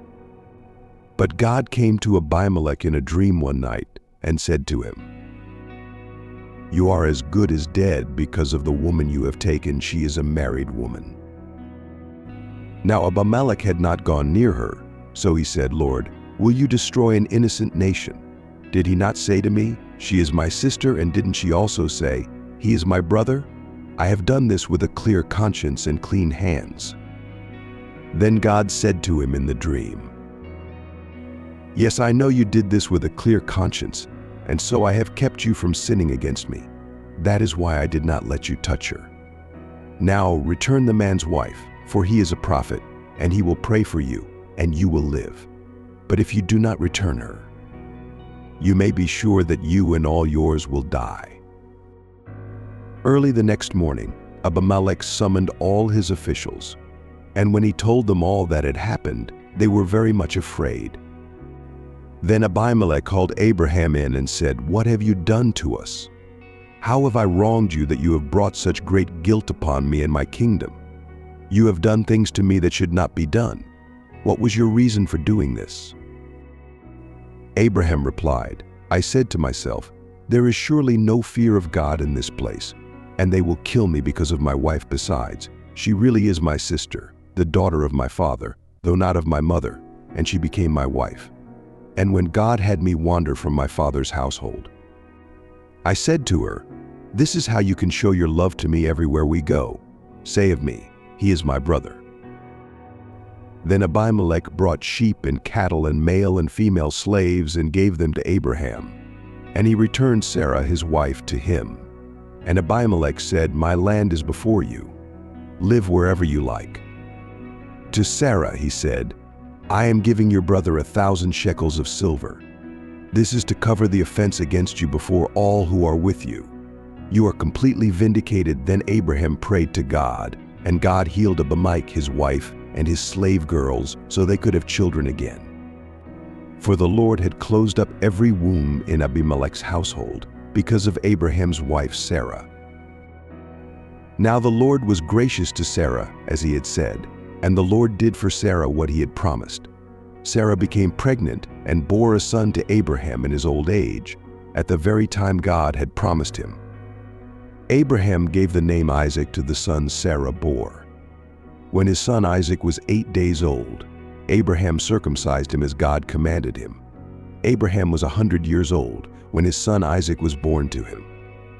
Sarah said, "God has brought me laughter, and everyone who hears about this will laugh with me. Who would have said to Abraham that Sarah would nurse children? Yet I have borne him a son in his old age." The child grew and was weaned, and on the day Isaac was weaned, Abraham held a great feast. But Sarah saw that the son whom Hagar, the Egyptian, had borne to Abraham was mocking. And she said to Abraham, "Get rid of that slave woman and her son, for that slave woman's son will never share in the inheritance with my son, Isaac." The matter distressed Abraham greatly because it concerned his son. But God said to him, "Do not be so distressed about the boy and your maidservant. Listen to whatever Sarah tells you, because it is through Isaac that your offspring will be reckoned. I will make the son of the maidservant into a nation also, because he is your offspring." Early the next morning, Abraham took some food and a skin of water and gave them to Hagar. He set them on her shoulders and then sent her off with the boy. She went on her way and wandered in the desert of Beersheba. When the water in the skin was gone, she put the boy under one of the bushes. Then she went off and sat down nearby, about a bowshot away, for she thought, "I cannot watch the boy die." And as she sat there nearby, she began to sob. God heard the boy crying, and the angel of God called to Hagar from heaven and said to her, "What is the matter, Hagar? Do not be afraid. God has heard the boy crying as he lies there. Lift the boy up and take him by the hand, for I will make him into a great nation." Then God opened her eyes, and she saw a well of water. So she went and filled the skin with water and gave the boy a drink. God was with the boy as he grew up. He lived in the desert and became an archer. While he was living in the desert of Paran, his mother got a wife for him from Egypt. At that time, Abimelech and Phicol, the commander of his forces, said to Abraham, "God is with you in everything you do. Now swear to me here before God that you will not deal falsely with me, or my children, or my descendants. Show to me in the country where you are living as an alien the same kindness I have shown to you." I swear it. Then Abraham complained to Abimelech about a well of water that Abimelech's servants had seized. But Abimelech said, "I don't know who has done this. You did not tell me, and I heard about it only today." So Abraham brought sheep and cattle and gave them to Abimelech, and the two men made a treaty. Abraham set apart 7 new lambs from the flock, and Abimelech asked Abraham, "What is the meaning of these 7 lambs you have set apart by themselves?" "Accept these 7 lambs from my hand as a witness that I dug this well." So that place was called Beersheba, because the 2 men swore an oath there. After the treaty had been made at Beersheba, Abimelech and Phicol, the commander of his forces, returned to the land of the Philistines. Abraham planted a tamarisk tree in Beersheba, and there he called upon the name of the Lord, the eternal God, and Abraham stayed in the land of the Philistines for a long time. Sometime later, God tested Abraham. He said to him, "Abraham." "Here I am," he replied. "Take your son, your only son Isaac, whom you love, and go to the region of Moriah. Sacrifice him there as a burnt offering on one of the mountains I will tell you about." Early the next morning, Abraham got up and saddled his donkey. He took with him 2 of his servants and his son Isaac. When he had cut enough wood for the burnt offering, he set out for the place God had told him about. On the 3rd day, Abraham looked up and saw the place in the distance. He said to his servants, "Stay here with the donkey while I and the boy go over there. We will worship, and then we will come back to you." Abraham took the wood for the burnt offering and placed it on his son Isaac, and he himself carried the fire and the knife. As the two of them went on together, Isaac spoke up and said to his father Abraham, "Father." "Yes, my son." "The fire and wood are here, but where is the lamb for the burnt offering?" Abraham answered, "God himself will provide the lamb for the burnt offering, my son." And the two of them went on together.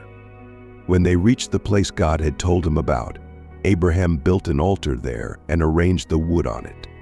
He bound his son Isaac and laid him on the altar, on top of the wood. Then he reached out his hand and took the knife to slay his son.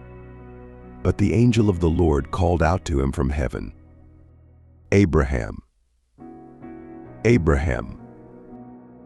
"Here I am," he replied. "Do not lay a hand on the boy," he said. "Do not do anything to him. Now I know that you fear God, because you have not withheld from me your son, your only son." Abraham looked up, and there in a thicket he saw a ram caught by its horns. He went over and took the ram and sacrificed it as a burnt offering instead of his son. So Abraham called that place "The Lord will provide." And to this day it is said, "On the mountain of the Lord it will be provided." The angel of the Lord called to Abraham from heaven a second time and said, "I swear by myself, declares the Lord, that because you have done this and have not withheld your son, your only son, I will surely bless you and make your descendants as numerous as the stars in the sky and as the sand on the seashore. Your descendants will take possession of the cities of their enemies, and through your offspring all nations on earth will be blessed, because you have obeyed me." Then Abraham returned to his servants, and they set off together for Beersheba, and Abraham stayed in Beersheba. Sometime later Abraham was told, "Milcah is also a mother. She has borne sons to your brother Nahor. Use the firstborn, Buz his brother, Kemuel the father of Aram, Chest, Hazo, Pildash, Jidlaph, and Bethuel." Bethuel became the father of Rebekah. Milcah bore these 8 sons to Abraham's brother Nahor. His concubine, whose name was Reumah, also had sons Tebah, Gaham, Tahash, and Makkah. Then Abraham returned to his servants, and they set off together for Beersheba. Abraham stayed in Beersheba.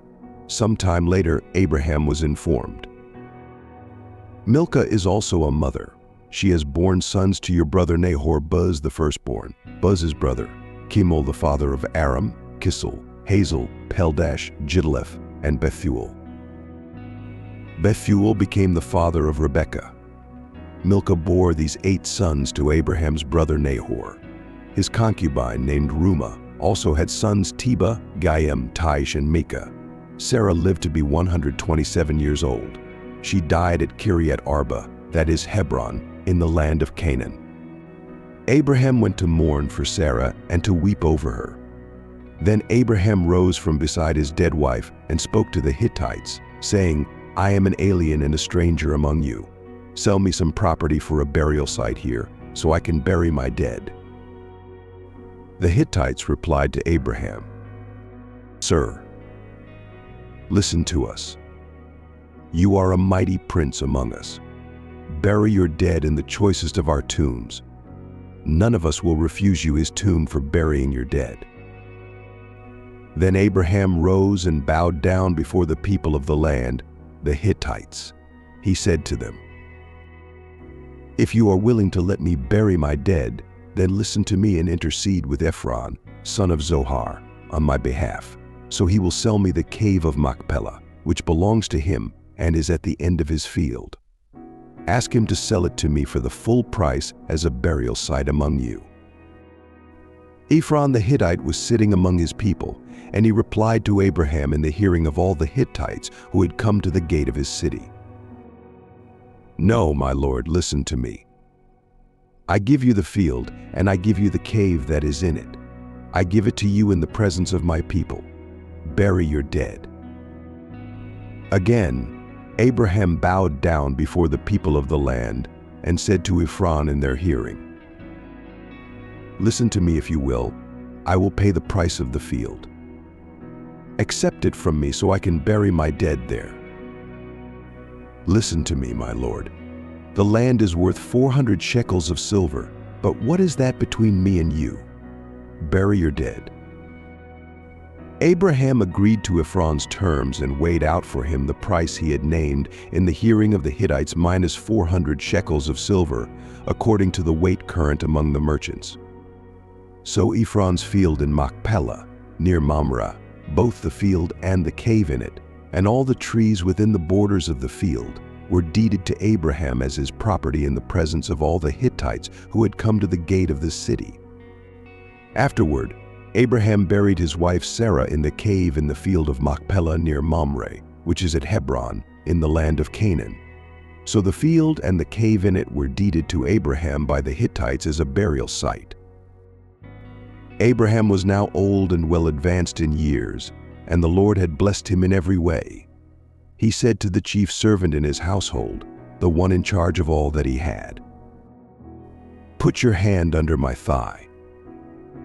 I want you to swear by the Lord, the God of heaven and the God of earth, that you will not get a wife for my son from the daughters of the Canaanites among whom I am living, but will go to my country and my own relatives and get a wife for my son Isaac."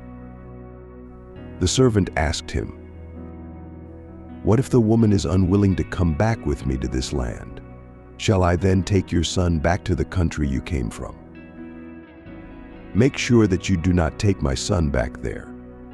The Lord, the God of heaven, who brought me out of my father's household and my native land, and who spoke to me and promised me on oath, saying, 'To your offspring I will give this land.' He will send his angel before you so that you can get a wife for my son from there. If the woman is unwilling to come back with you, then you will be released from this oath of mine. Only do not take my son back there." So the servant put his hand under the thigh of his master Abraham and swore an oath to him concerning this matter. Then the servant took 10 of his master's camels and left, taking with him all kinds of good things from his master. He set out for Aram Naharaim and made his way to the town of Nahor.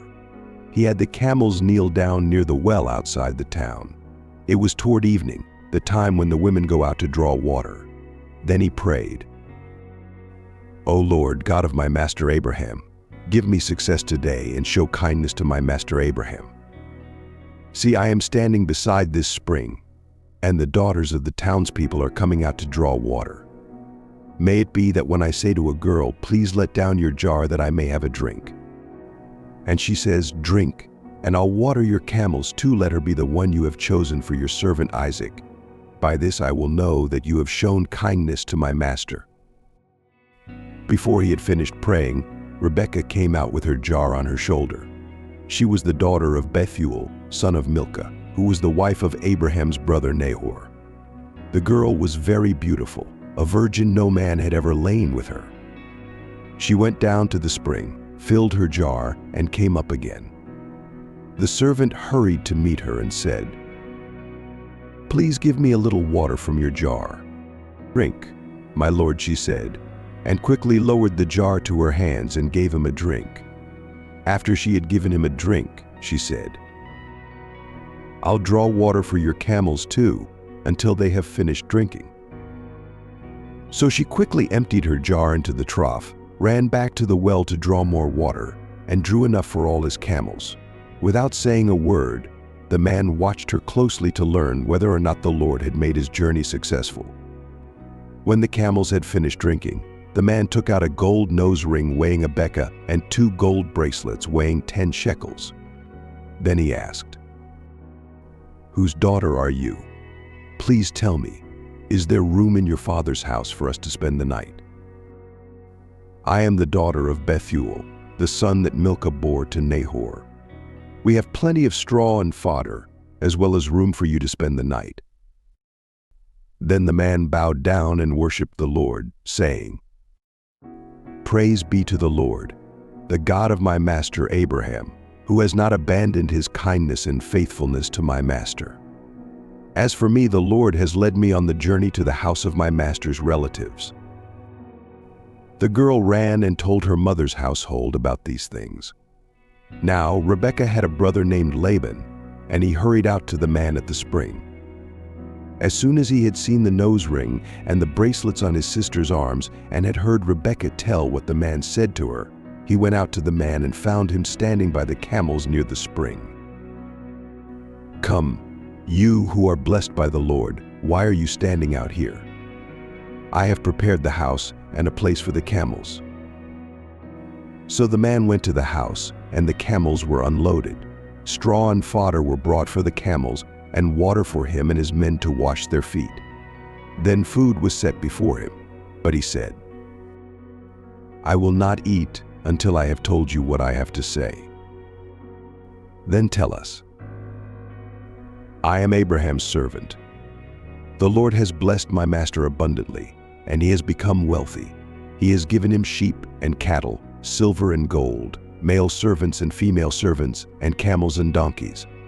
My master's wife, Sarah, has borne him a son in her old age, and he has given him everything he owns. My master made me swear an oath and said, 'You must not get a wife for my son from the daughters of the Canaanites in whose land I live. But go to my father's family and to my own clan and get a wife for my son.' Then I asked my master, 'What if the woman will not come back with me?' He replied, 'The Lord, before whom I have walked, will send his angel with you and make your journey a success, so that you can get a wife for my son from my own clan and from my father's family. Then, when you go to my clan, you will be released from my oath. Even if they refuse to give her to you, you will be released from my oath when I came to the spring today.' I said, 'O Lord, God of my master Abraham, if you will, please grant success to the journey on which I have come. See, I am standing beside this spring. If a maiden comes out to draw water, and I say to her, "Please let me drink a little water from your jar," and if she says to me, "Drink, and I'll draw water for your camels too," let her be the one the Lord has chosen for my master's son.' Before I finished praying in my heart, Rebekah came out, with her jar on her shoulder. She went down to the spring and drew water. And I said to her, 'Please give me a drink.' She quickly lowered her jar from her shoulder and said, 'Drink, and I'll water your camels too.' So I drank, and she watered the camels also. I asked her, 'Whose daughter are you?' She said, 'The daughter of Bethuel, son of Nahor, whom Milcah bore to him.'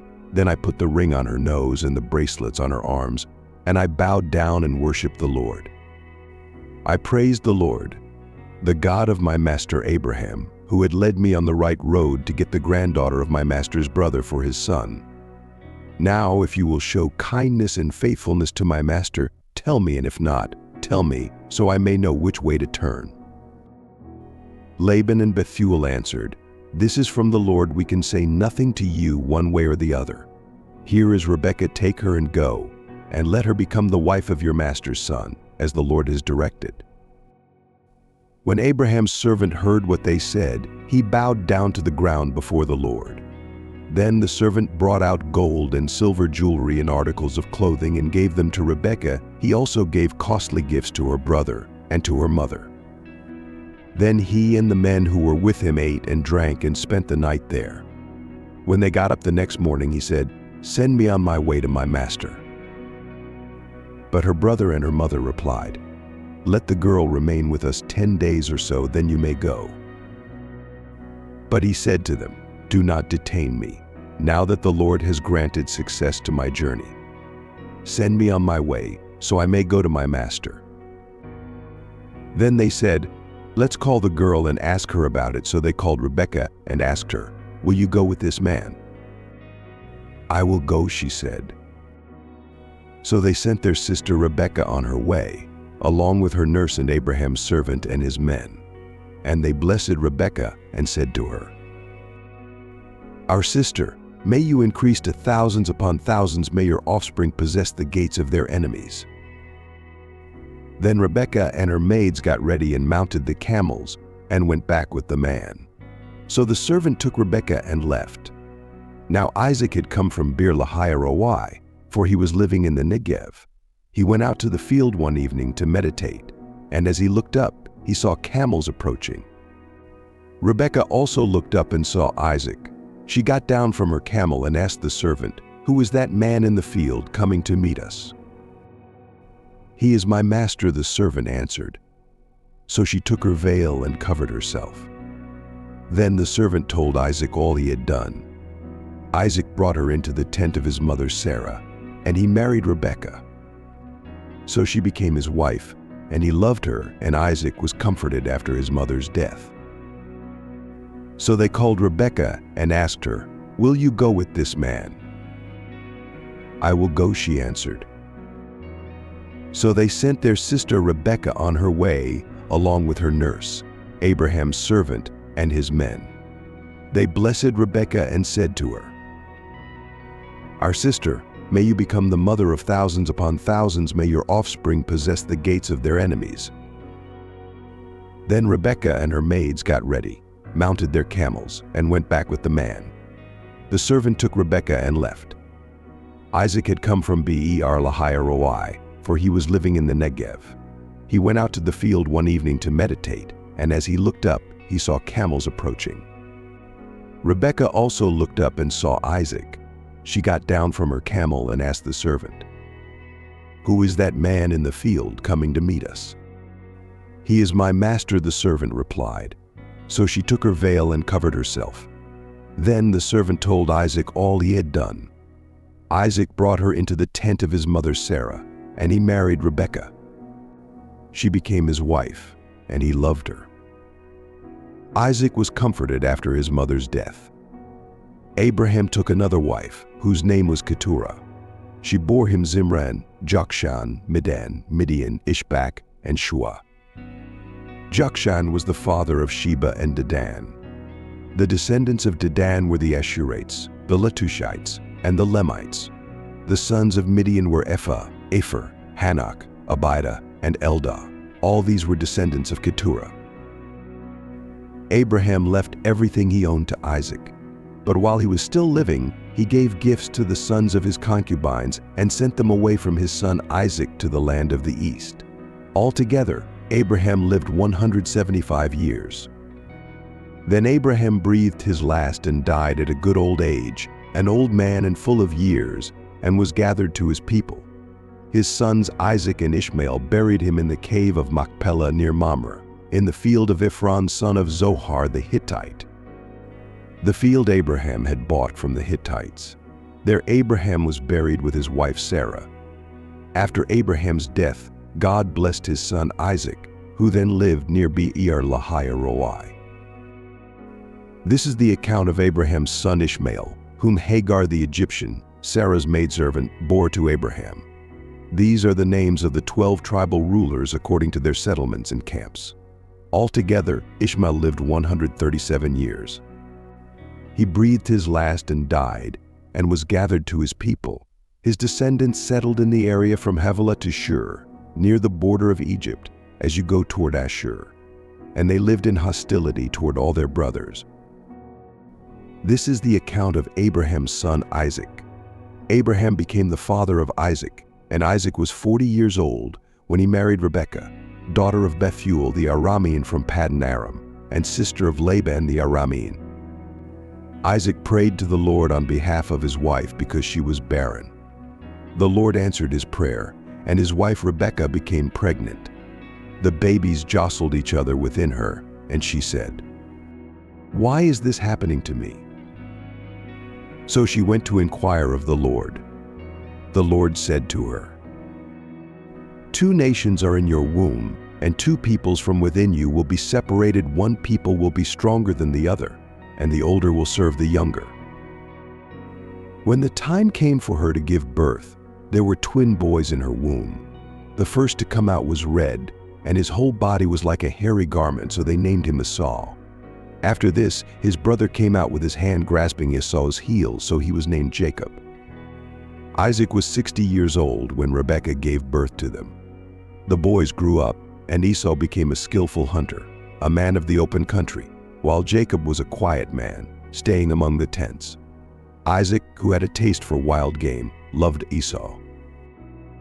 But Rebekah loved Jacob.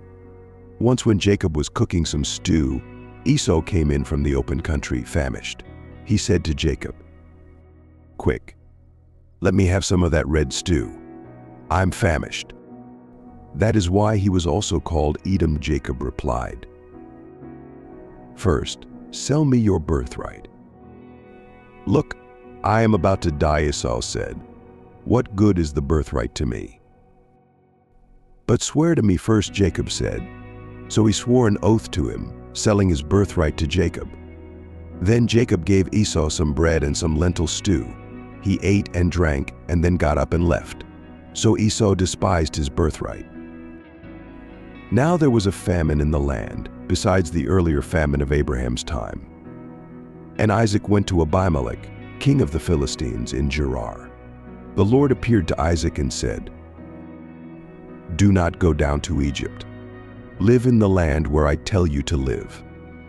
Stay in this land for a while, and I will be with you and will bless you. For to you and your descendants I will give all these lands and will confirm the oath I swore to your father Abraham. I will make your descendants as numerous as the stars in the sky and will give them all these lands. And through your offspring all nations on earth will be blessed, because Abraham obeyed me and kept my requirements, my commands, my decrees, and my laws." So Isaac stayed in Gerar. When the men of that place asked him about his wife, he said, "She is my sister," because he was afraid to say, "She is my wife," he thought. "The men of this place might kill me on account of Rebekah, because she is beautiful." When Isaac had been there a long time, Abimelech, king of the Philistines, looked down from a window and saw Isaac caressing his wife, Rebekah. So Abimelech summoned Isaac and said, "She is really your wife.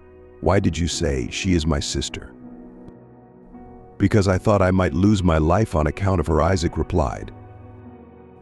"What is this you have done to us? One of the men might well have slept with your wife, and you would have brought guilt upon us," Abimelech said. So Abimelech gave orders to all the people, "Anyone who molests this man or his wife shall surely be put to death." Isaac planted crops in that land, and in the same year reaped 100-fold, because the Lord blessed him. The man became rich, and his wealth continued to grow until he became very wealthy. He had so many flocks and herds and servants that the Philistines envied him. So all the wells that his father's servants had dug in the time of his father Abraham, the Philistines stopped up, filling them with earth. Then Abimelech said to Isaac, "Move away from us, you have become too powerful for us." So Isaac moved away from there and encamped in the valley of Gerar, and settled there. Isaac reopened the wells that had been dug in the time of his father Abraham, which the Philistines had stopped up after Abraham died, and he gave them the same names his father had given them. Isaac's servants dug in the valley and discovered a well of fresh water there. But the herdsmen of Gerar quarreled with Isaac's herdsmen and said, "The water is ours," so he named the well Esek, because they disputed with him. Then they dug another well, but they quarreled over that one also. So he named it Sitnah. He moved on from there and dug another well, and no one quarreled over it. He named it Rehoboth, saying, "Now the Lord has given us room, and we will flourish in the land." From there he went up to Beersheba. That night the Lord appeared to him and said, "I am the God of your father Abraham. Do not be afraid, for I am with you. I will bless you and will increase the number of your descendants for the sake of my servant Abraham." Isaac built an altar there and called on the name of the Lord. There he pitched his tent, and his servants dug a well. Meanwhile, Abimelech had come to him from Gerar, with Ahuzzath his personal advisor and Phicol the commander of his forces. Isaac asked them, "Why have you come to me, since you were hostile to me and sent me away?" "We saw clearly that the Lord was with you," they replied. So we said, "There ought to be a sworn agreement between us and you.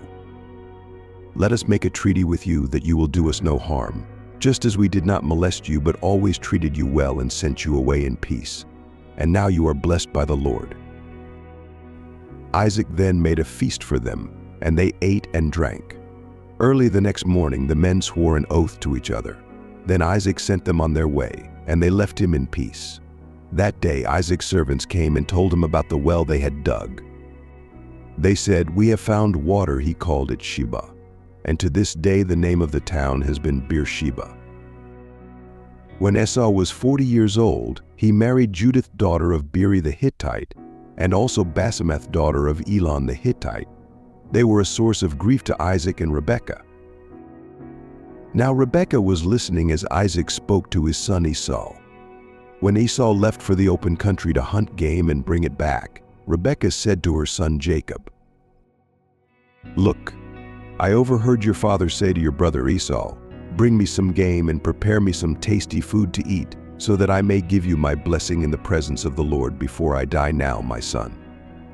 Listen carefully and do what I tell you.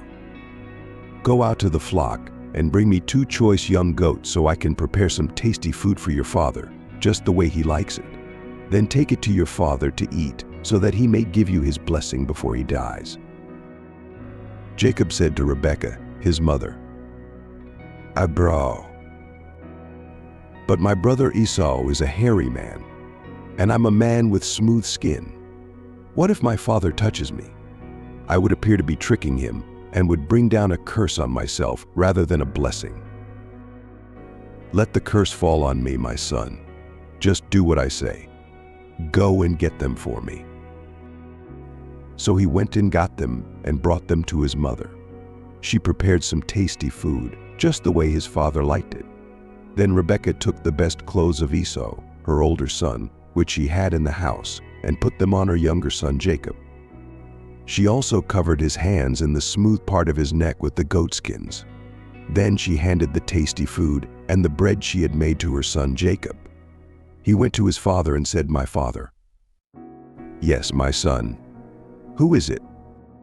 Jacob said to his father, "I am Esau, your firstborn. I have done as you told me. Please sit up and eat some of my game so that you may give me your blessing." "How did you find it so quickly, my son?"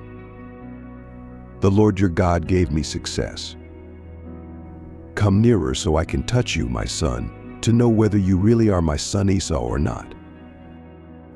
Jacob went close to his father Isaac, who touched him and said, "The voice is the voice of Jacob, but the hands are the hands of Esau." He did not recognize him, for his hands were hairy like those of his brother Esau. So he blessed him. "Are you really my son Esau?" "I am."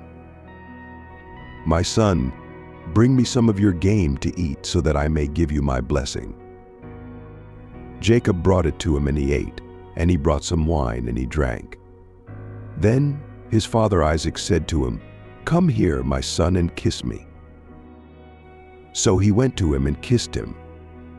When Isaac caught the smell of his clothes, he blessed him and said, "Ah, the smell of my son is like the smell of a field that the Lord has blessed. May God give you of heaven's dew and of earth's richness, an abundance of grain and new wine.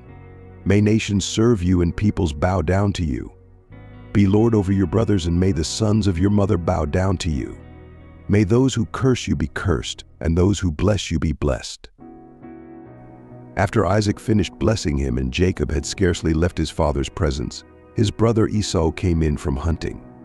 He too prepared some tasty food and brought it to his father. Then he said to him, "My father, sit up and eat some of my game so that you may give me your blessing." "Who are you?" "I am your son, your firstborn, Esau." Isaac trembled violently and said, "Who was it then that hunted game and brought it to me? I ate it just before you came, and I blessed him, and indeed he will be blessed." When Esau heard his father's words, he burst out with a loud and bitter cry and said to his father, "Oh, bless me too, my father.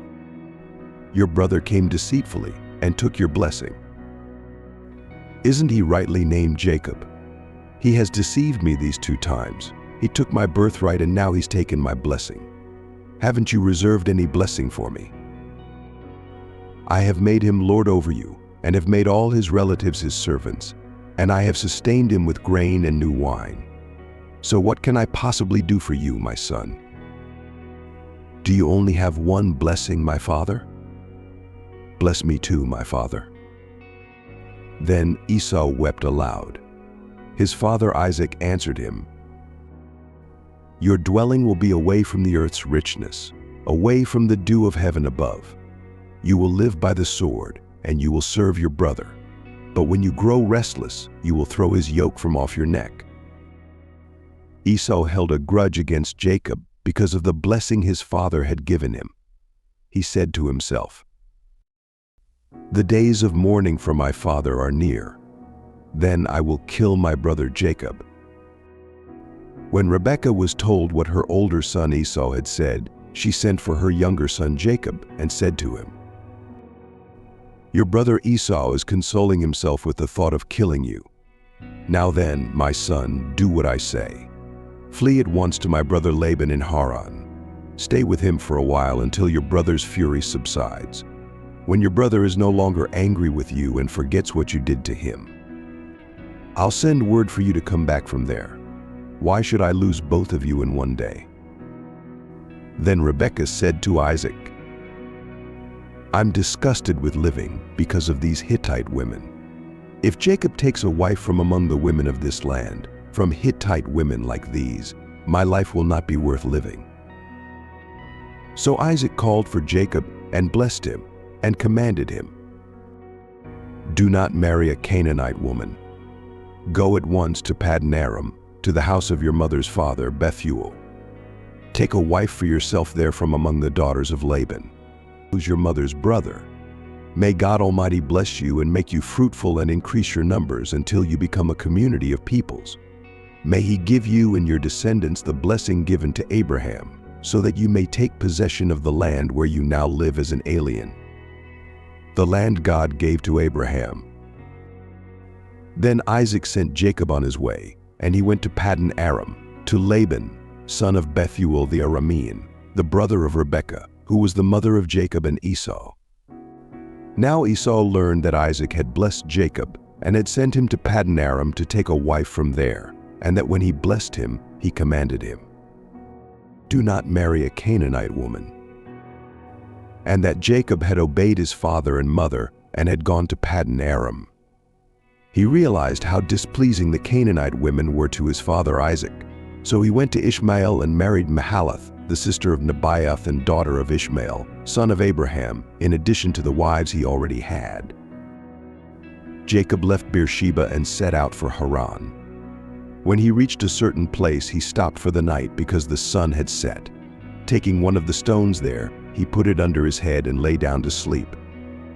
He had a dream in which he saw a stairway resting on the earth, with its top reaching to heaven, and the angels of God were ascending and descending on it.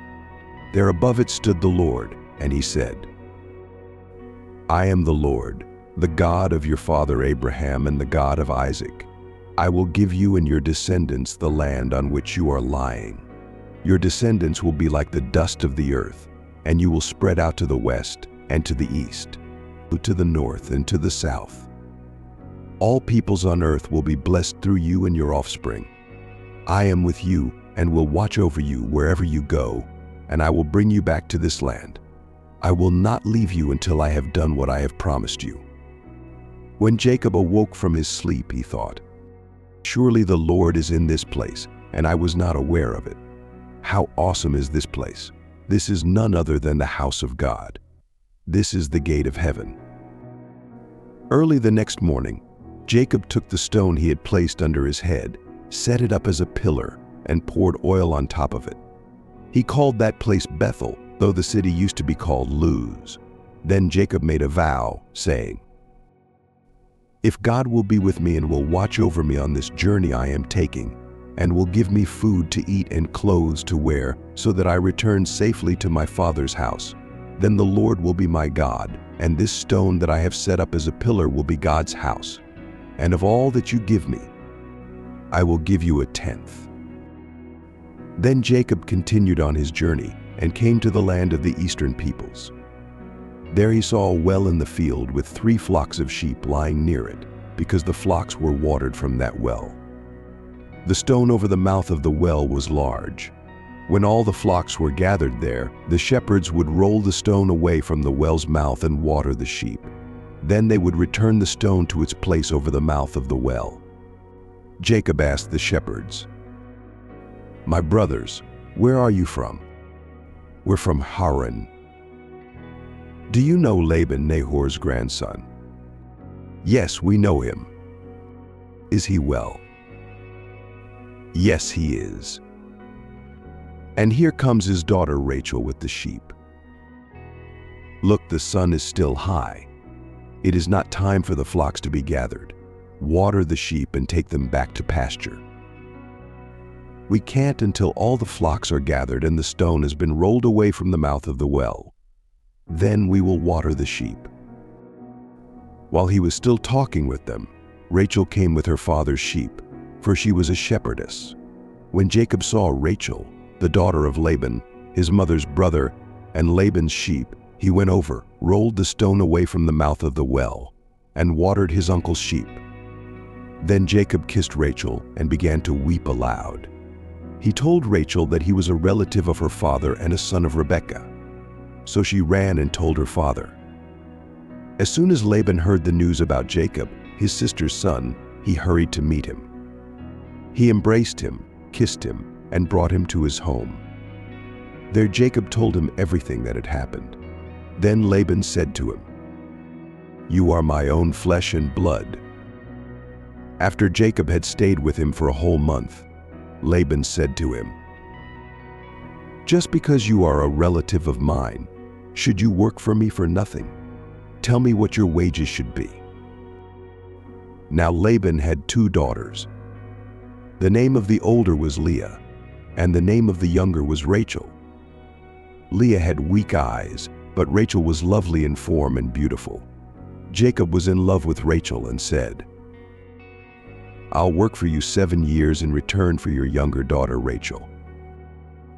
It's better that I give her to you than to some other man. Stay here with me." So Jacob served 7 years to get Rachel, but they seemed like only a few days to him because of his love for her.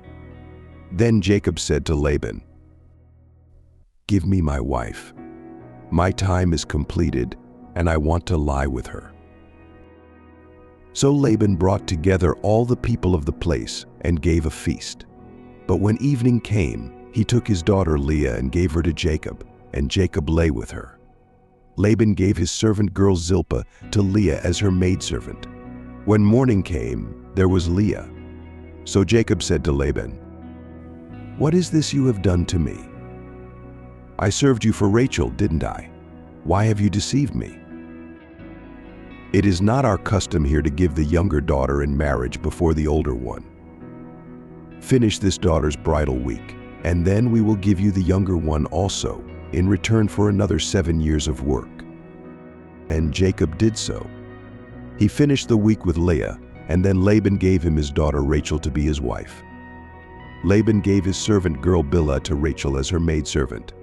Jacob lay with Rachel also, and he loved Rachel more than Leah. He worked for Laban another 7 years. When the Lord saw that Leah was not loved, he opened her womb, but Rachel was barren. Leah became pregnant and gave birth to a son. She named him Reuben, for she said, "It is because the Lord has seen my misery. Surely my husband will love me now." She conceived again, and when she gave birth to another son, she said, "Because the Lord heard that I am not loved, he gave me this one also." So she named him Simeon. Again she conceived, and when she gave birth to a son, she said, "Now at last my husband will become attached to me, because I have borne him 3 sons." So he was named Levi. She conceived again, and when she gave birth to a son, she said, "This time I will praise the Lord." So she named him Judah. Then she stopped having children. When Rachel saw that she was not bearing Jacob any children, she became jealous of her sister. So she said to Jacob, "Give me children, or I'll die." Jacob became angry with her and said, "Am I in the place of God, who has kept you from having children? Here is Bilhah, my maidservant. Sleep with her, so that she can bear children for me, and that through her I too can build a family." So she gave him her servant Bilhah as a wife. Jacob slept with her, and she became pregnant and bore him a son. Then Rachel said, "God has vindicated me. He has listened to my plea and given me a son." Because of this, she named him Dan. Rachel's servant Bilhah conceived again and bore Jacob a second son. Then Rachel said, "I have had a great struggle with my sister, and I have won." So she named him Naphtali. When Leah saw that she had stopped having children, she took her maidservant Zilpah and gave her to Jacob as a wife. Leah's servant Zilpah bore Jacob a son. Then Leah said, "What good fortune! I will name him Gad." Leah's servant Zilpah bore Jacob a second son. Then Leah said, "How happy I am! The women will call me happy." So she named him Asher. During the wheat harvest, Reuben went out into the fields and found some mandrake plants, which he brought to his mother Leah. Rachel said to Leah, "Please give me some of your son's mandrakes. Wasn't it enough that you took away my husband? Will you take my son's mandrakes too?" "Very well, he can sleep with you tonight in return for your son's mandrakes." So when Jacob came in from the fields that evening, Leah went out to meet him. "You must sleep with me. I have hired you with my son's mandrakes." So he slept with her that night. God listened to Leah, and she became pregnant and bore Jacob a fifth son. Then Leah said, "God has rewarded me for giving my maidservant to my husband." So she named him Issachar. Leah conceived again and bore Jacob a sixth son. Then Leah said, "God has presented me with a precious gift. This time my husband will treat me with honor, because I have borne him 6 sons." So she named him Zebulun. Sometime later she gave birth to a daughter and named her Dinah. Then God remembered Rachel. He listened to her and opened her womb. She became pregnant and gave birth to a son and said, "God has taken away my disgrace." She named him Joseph and said, "May the Lord add to me another son." After Rachel gave birth to Joseph, Jacob said to Laban, "Send me on my way so I can go back to my own homeland. Give me my wives and children for whom I have served you, and I will be on my way. You know how much work I've done for you. If I have found favor in your eyes, please stay. I have learned by divination that the Lord has blessed me because of you. Name your wages and I will pay them. You know how I have worked for you and how your livestock has fared under my care.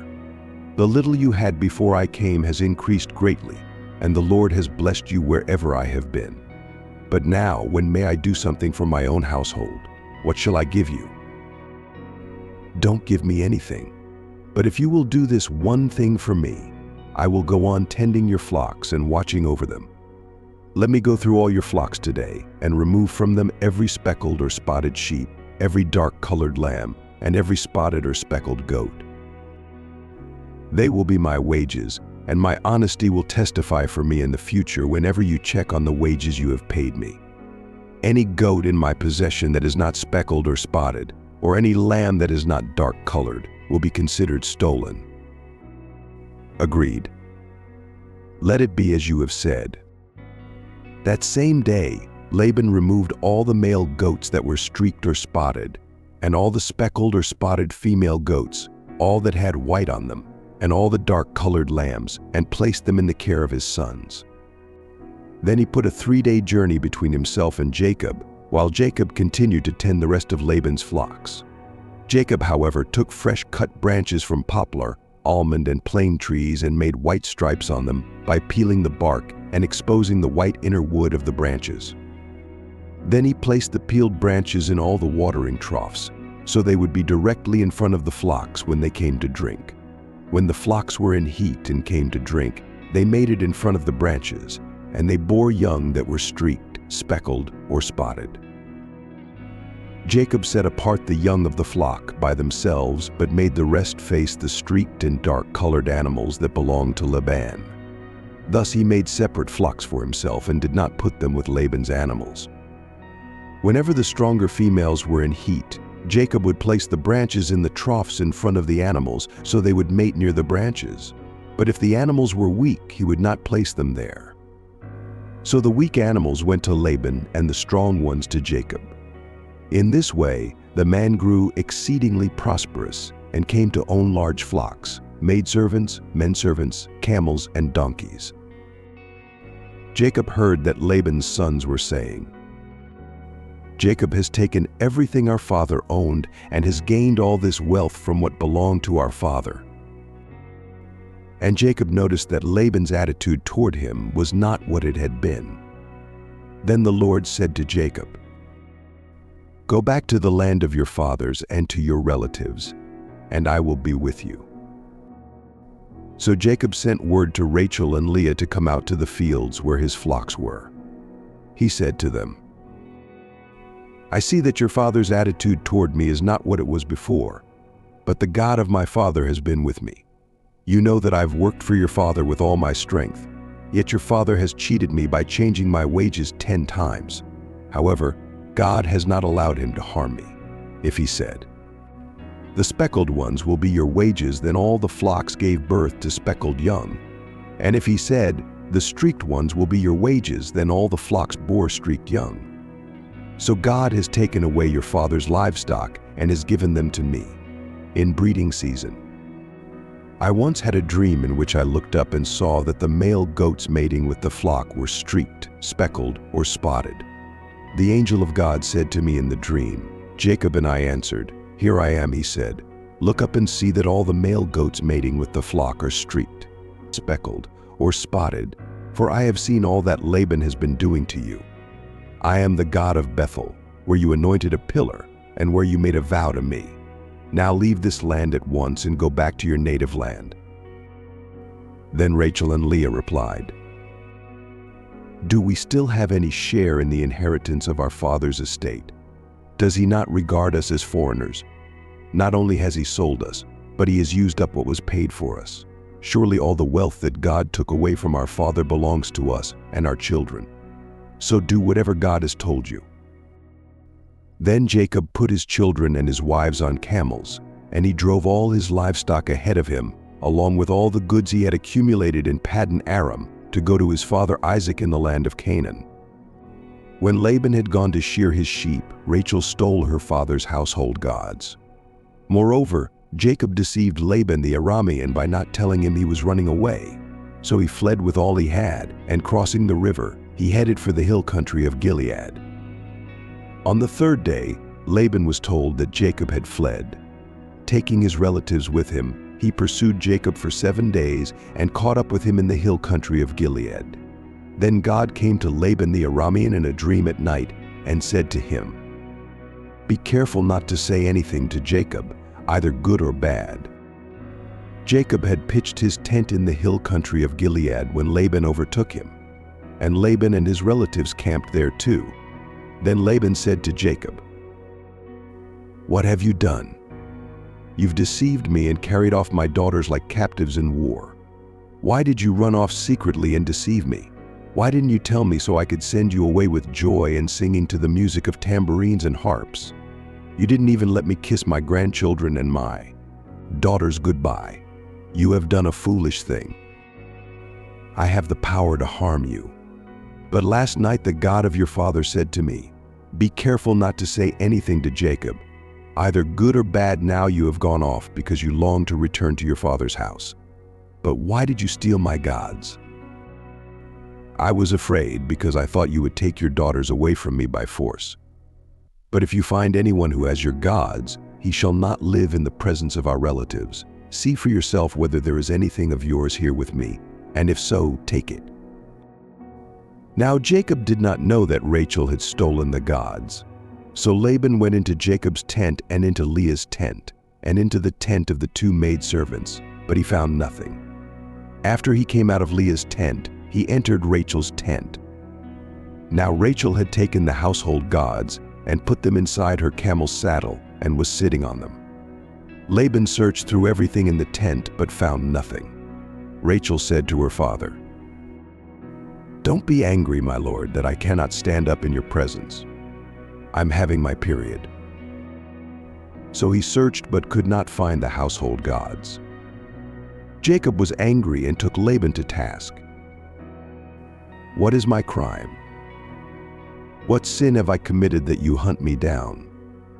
Now that you have searched through all my goods, what have you found that belongs to your household? Put it here in front of your relatives and mine, and let them judge between the two of us. I have been with you for 20 years now. Your sheep and goats have not miscarried, nor have I eaten rams from your flocks. I did not bring you animals torn by wild beasts. I bore the loss myself, and you demanded payment from me for whatever was stolen by day or night. This was my situation. The heat consumed me in the daytime and the cold at night, and sleep fled from my eyes. It was like this for the 20 years I was in your household. I worked for you 14 years for your 2 daughters and 6 years for your flocks, and you changed my wages 10 times. If the God of my father, the God of Abraham, and the fear of Isaac had not been with me, you would surely have sent me away empty-handed. But God has seen my hardship and the toil of my hands, and last night he rebuked you. The women are my daughters, the children are my children, and the flocks are my flocks. All you see is mine. Yet what can I do today about these daughters of mine, or about the children they have borne? Come now, let's make a covenant, you and I, and let it serve as a witness between us." So Jacob took a stone and set it up as a pillar. He said to his relatives, "Gather some stones." So they took stones and piled them in a heap, and they ate there by the heap. Laban called it Jegar Sahadutha, and Jacob called it Galeed. Laban said, "This heap is a witness between you and me today." That is why it was called Galeed. It was also called Mizpah, because he said, "May the Lord keep watch between you and me when we are away from each other. If you mistreat my daughters, or if you take any wives besides my daughters, even though no one is with us, remember that God is a witness between you and me. Here is this heap, and here is this pillar I have set up between you and me. This heap is a witness, and this pillar is a witness, that I will not go past this heap to your side to harm you, and that you will not go past this heap and pillar to my side to harm me. May the God of Abraham and the God of Nahor, the God of their father, judge between us." So Jacob took an oath in the name of the fear of his father Isaac. He offered a sacrifice there in the hill country and invited his relatives to a meal. After they had eaten, they spent the night there. Early the next morning, Laban kissed his grandchildren and his daughters and blessed them. Then he left and returned home. Jacob also went on his way, and the angels of God met him. When Jacob saw them, he said, "This is the camp of God." So he named that place Mahanaim. Jacob sent messengers ahead of him to his brother Esau in the land of Seir, the country of Edom. He instructed them, "This is what you are to say to my master Esau, your servant Jacob says, I have been staying with Laban and have remained there until now.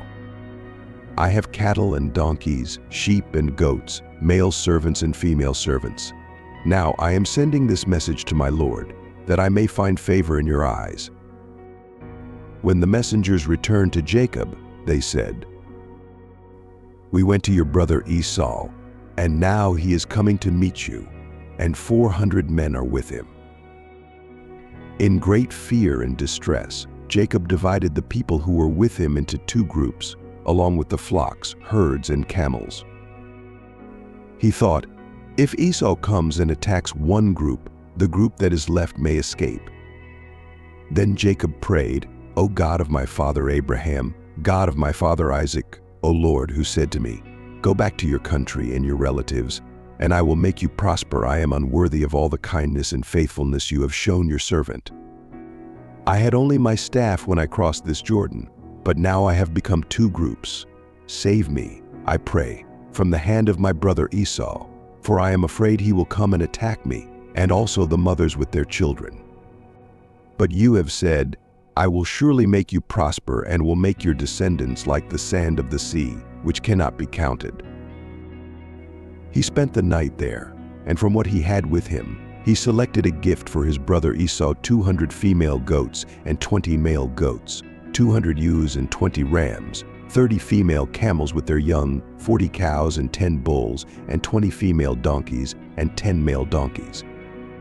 He put them in the care of his servants, each herd by itself, and said to his servants, Go ahead of me, and keep some space between the herds.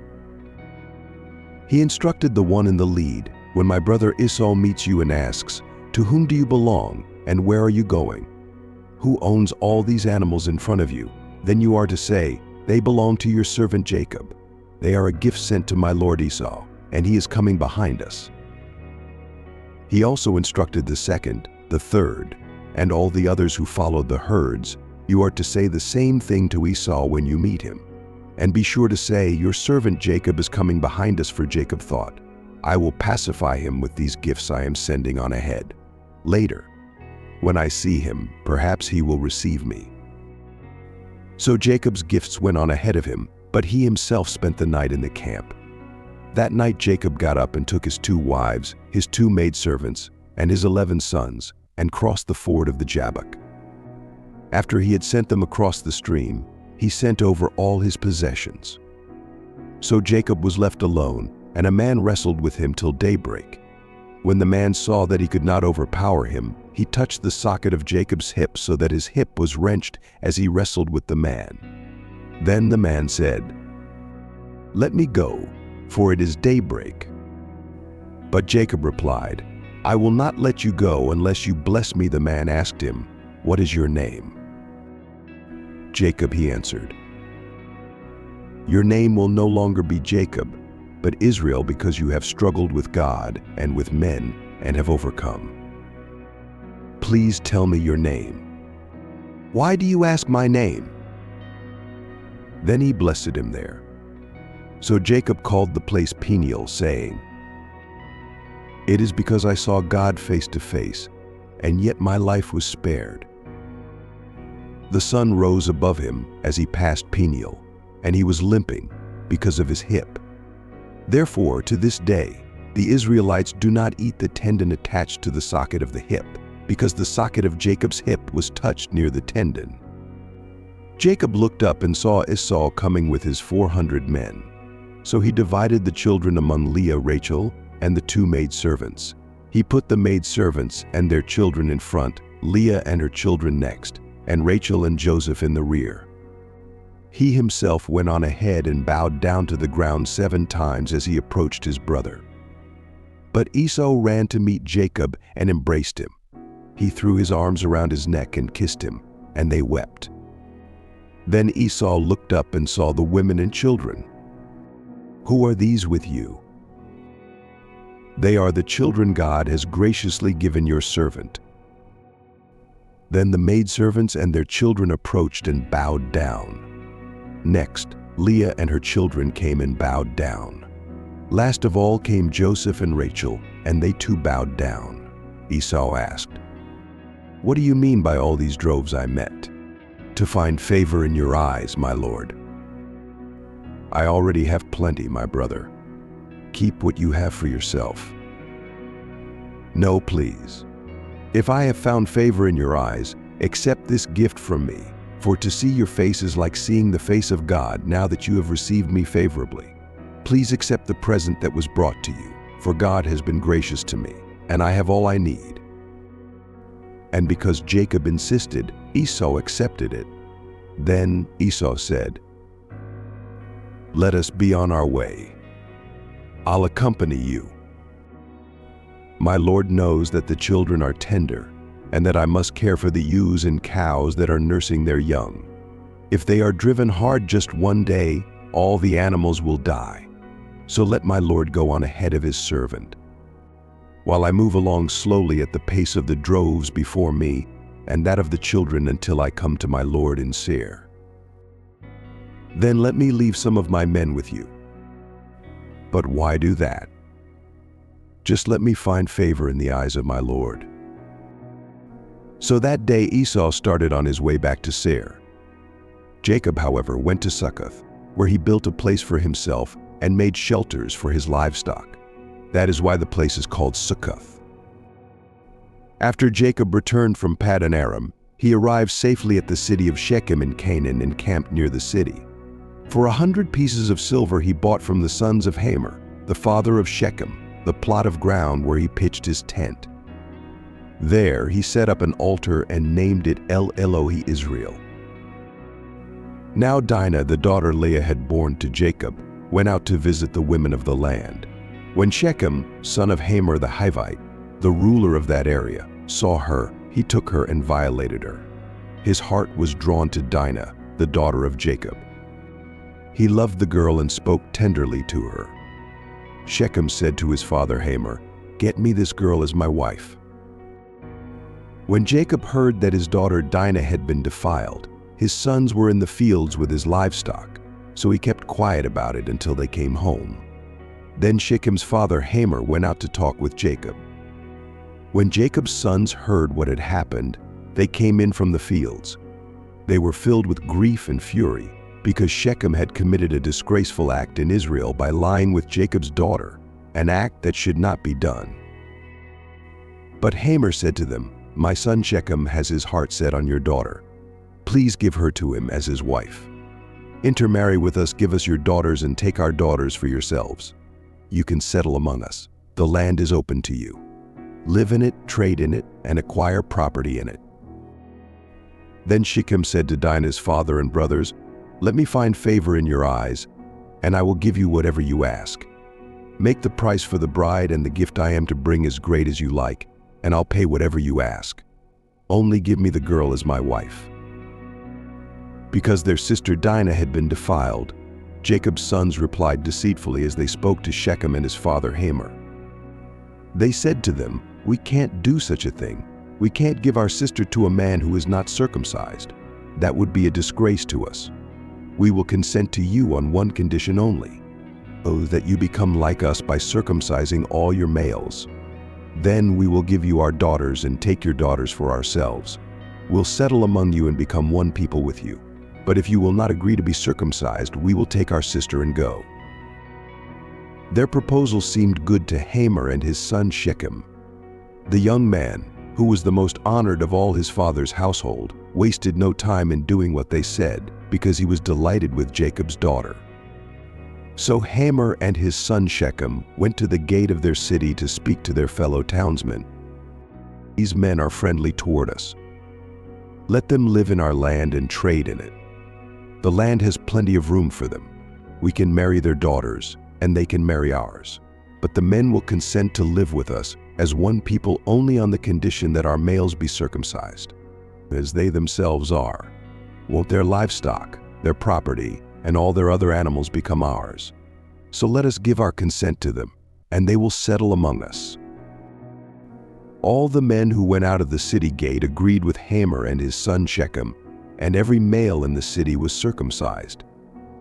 3 days later, while all of them were still in pain, 2 of Jacob's sons, Simeon and Levi, Dinah's brothers, took their swords and attacked the unsuspecting city, killing every man.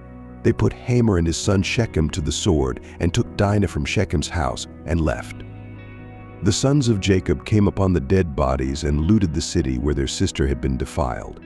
They seized their flocks, herds, and donkeys, and everything else in the city and out in the fields. They carried off all their wealth, and all their women and children, taking as plunder everything in the houses. Then Jacob said to Simeon and Levi, "You have brought trouble on me by making me a stench to the Canaanites and Perizzites, the people living in this land. We are few in number, and if they join forces against me and attack me, I and my household will be destroyed. Should he have treated our sister like a prostitute?" Then God said to Jacob, Go up to Bethel and settle there, and build an altar there to God, who appeared to you when you were fleeing from your brother Esau." So Jacob said to his household and to all who were with him, "Get rid of the foreign gods you have with you, and purify yourselves and change your clothes.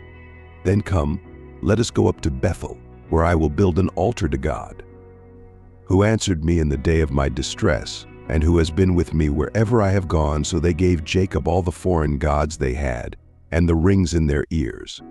And Jacob buried them under the oak at Shechem. Then they set out, and the terror of God fell upon the towns all around them, so that no one pursued them. Jacob and all the people with him came to Luz, that is Bethel, in the land of Canaan. There he built an altar and called the place El Bethel, because it was there that God revealed himself to him when he was fleeing from his brother. Now Deborah, Rebekah's nurse, died and was buried under the oak below Bethel. So it was named Allon Bachuth. After Jacob returned from Paddan Aram, God appeared to him again and blessed him. God said to him, "Your name is Jacob, but you will no longer be called Jacob. Your name will be Israel." So he named him Israel. And God said to him, "I am God Almighty. Be fruitful and increase in number. A nation and a community of nations will come from you, and kings will come from your body. The land I gave to Abraham and Isaac I also give to you, and I will give this land to your descendants after you." Then God went up from him at the place where he had spoken with him. Jacob set up a stone pillar at the place where God had spoken with him, and he poured out a drink offering on it. He also poured oil on it. Jacob called the place where God had spoken with him Bethel. Then they moved on from Bethel.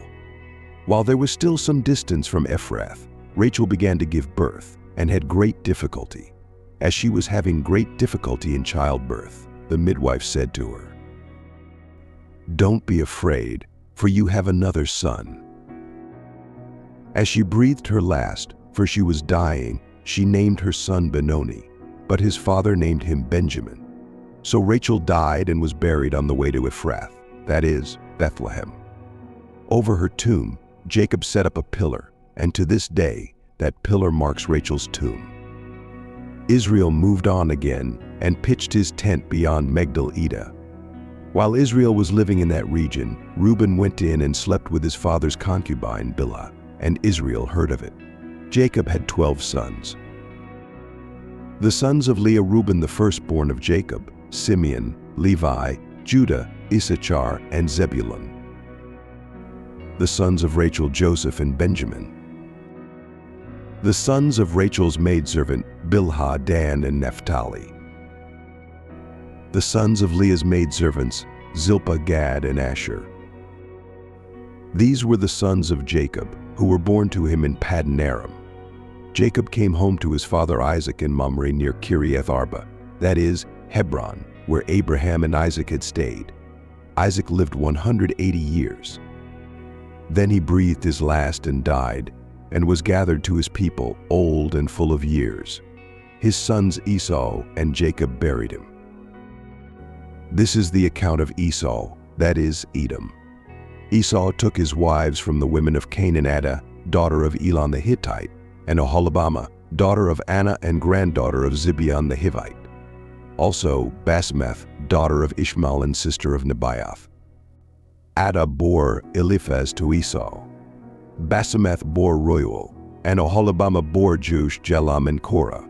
These were the sons of Esau who were born to him in Canaan. Esau took his wives and sons and daughters and all the members of his household, as well as his livestock and all his other animals, and all the goods he had acquired in Canaan, and moved to a land some distance from his brother Jacob. Their possessions were too great for them to remain together. The land where they were staying could not support them both because of their livestock. So Esau, that is, Edom, settled in the hill country of Seir. This is the account of Esau, the father of the Edomites in the hill country of Seir. These are the names of Esau's sons: Eliphaz, the son of Esau's wife Adah, and Reuel, the son of Esau's wife Basemath. The sons of Eliphaz were Teman, Omar, Zepho, Gatam, and Kenaz. Esau's son Eliphaz also had a concubine named Timnah, who bore him Amalek. These were grandsons of Esau's wife Adah. The sons of Reuel were Nahath, Zerah, Shammah, and Mizzah. These were grandsons of Esau's wife Basemath. The sons of Esau's wife Oholibamah, daughter of Anah and granddaughter of Zibeon, whom she bore to Esau, were Jush, Jalam, and Korah. These were the chiefs among Esau's descendants. The sons of Eliphaz, the firstborn of Esau, were chiefs Teman, Omar, Zepho, Kenaz, Korah, Gatam, and Amalek. These were the chiefs descended from Eliphaz in Edom. They were grandsons of Adah. The sons of Esau's son Reuel, chiefs Nahath, Zerah, Shammah, and Mizzah. These were the chiefs descended from Reuel in Edom. They were grandsons of Esau's wife Basemath.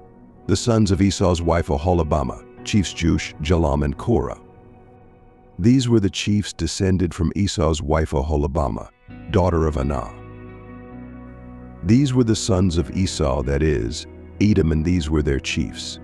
These were the sons of Seir the Horite, who were living in the region Lotan, Shobal, Zibeon, Anah, Disan, Ezer, and Disan. These sons of Seir in Edom were Horite chiefs. The sons of Lotan were Hori and Homam. Timnah was Lotan's sister.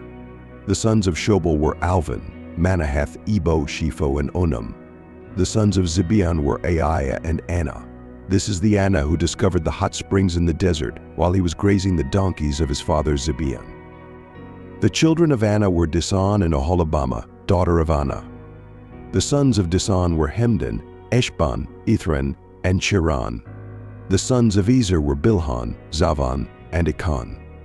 The sons of Disan were Uz and Aaron. These were the Horite chiefs Lotan, Shobal, Zibeon, Anah, Disan, Ezer, and Disan. These were the Horite chiefs, according to their divisions in the land of Seir. These were the kings who reigned in Edom before any Israelite king reigned. Bela son of Beor became king of Edom. His city was named Dinhabah. When Bela died, Jobab son of Zerah from Bozrah succeeded him as king. When Jobab died, Husham from the land of the Temanites succeeded him as king. When Husham died, Hadad son of Bedad, who defeated Midian in the country of Moab, succeeded him as king. His city was named Avith. When Hadad died, Samlah from Masrekah succeeded him as king. When Samlah died, Shaul from Rehoboth on the river succeeded him as king. When Shaul died, Baal-Hanan son of Akbor succeeded him as king. When Baal-Hanan son of Akbor died, Hadad succeeded him as king. His city was named Pau, and his wife's name was Mehabel, daughter of Matred, daughter of Mezahab. These were the chiefs descended from Esau by name, according to their clans and regions: Timnah, Alva, Jetheth, Oholibamah, Elah, Pinon, Kenaz, Teman, Mibzar, Magdiel, and Aram. These were the chiefs of Edom, according to their settlements in the land they occupied. This was Esau, the father of the Edomites.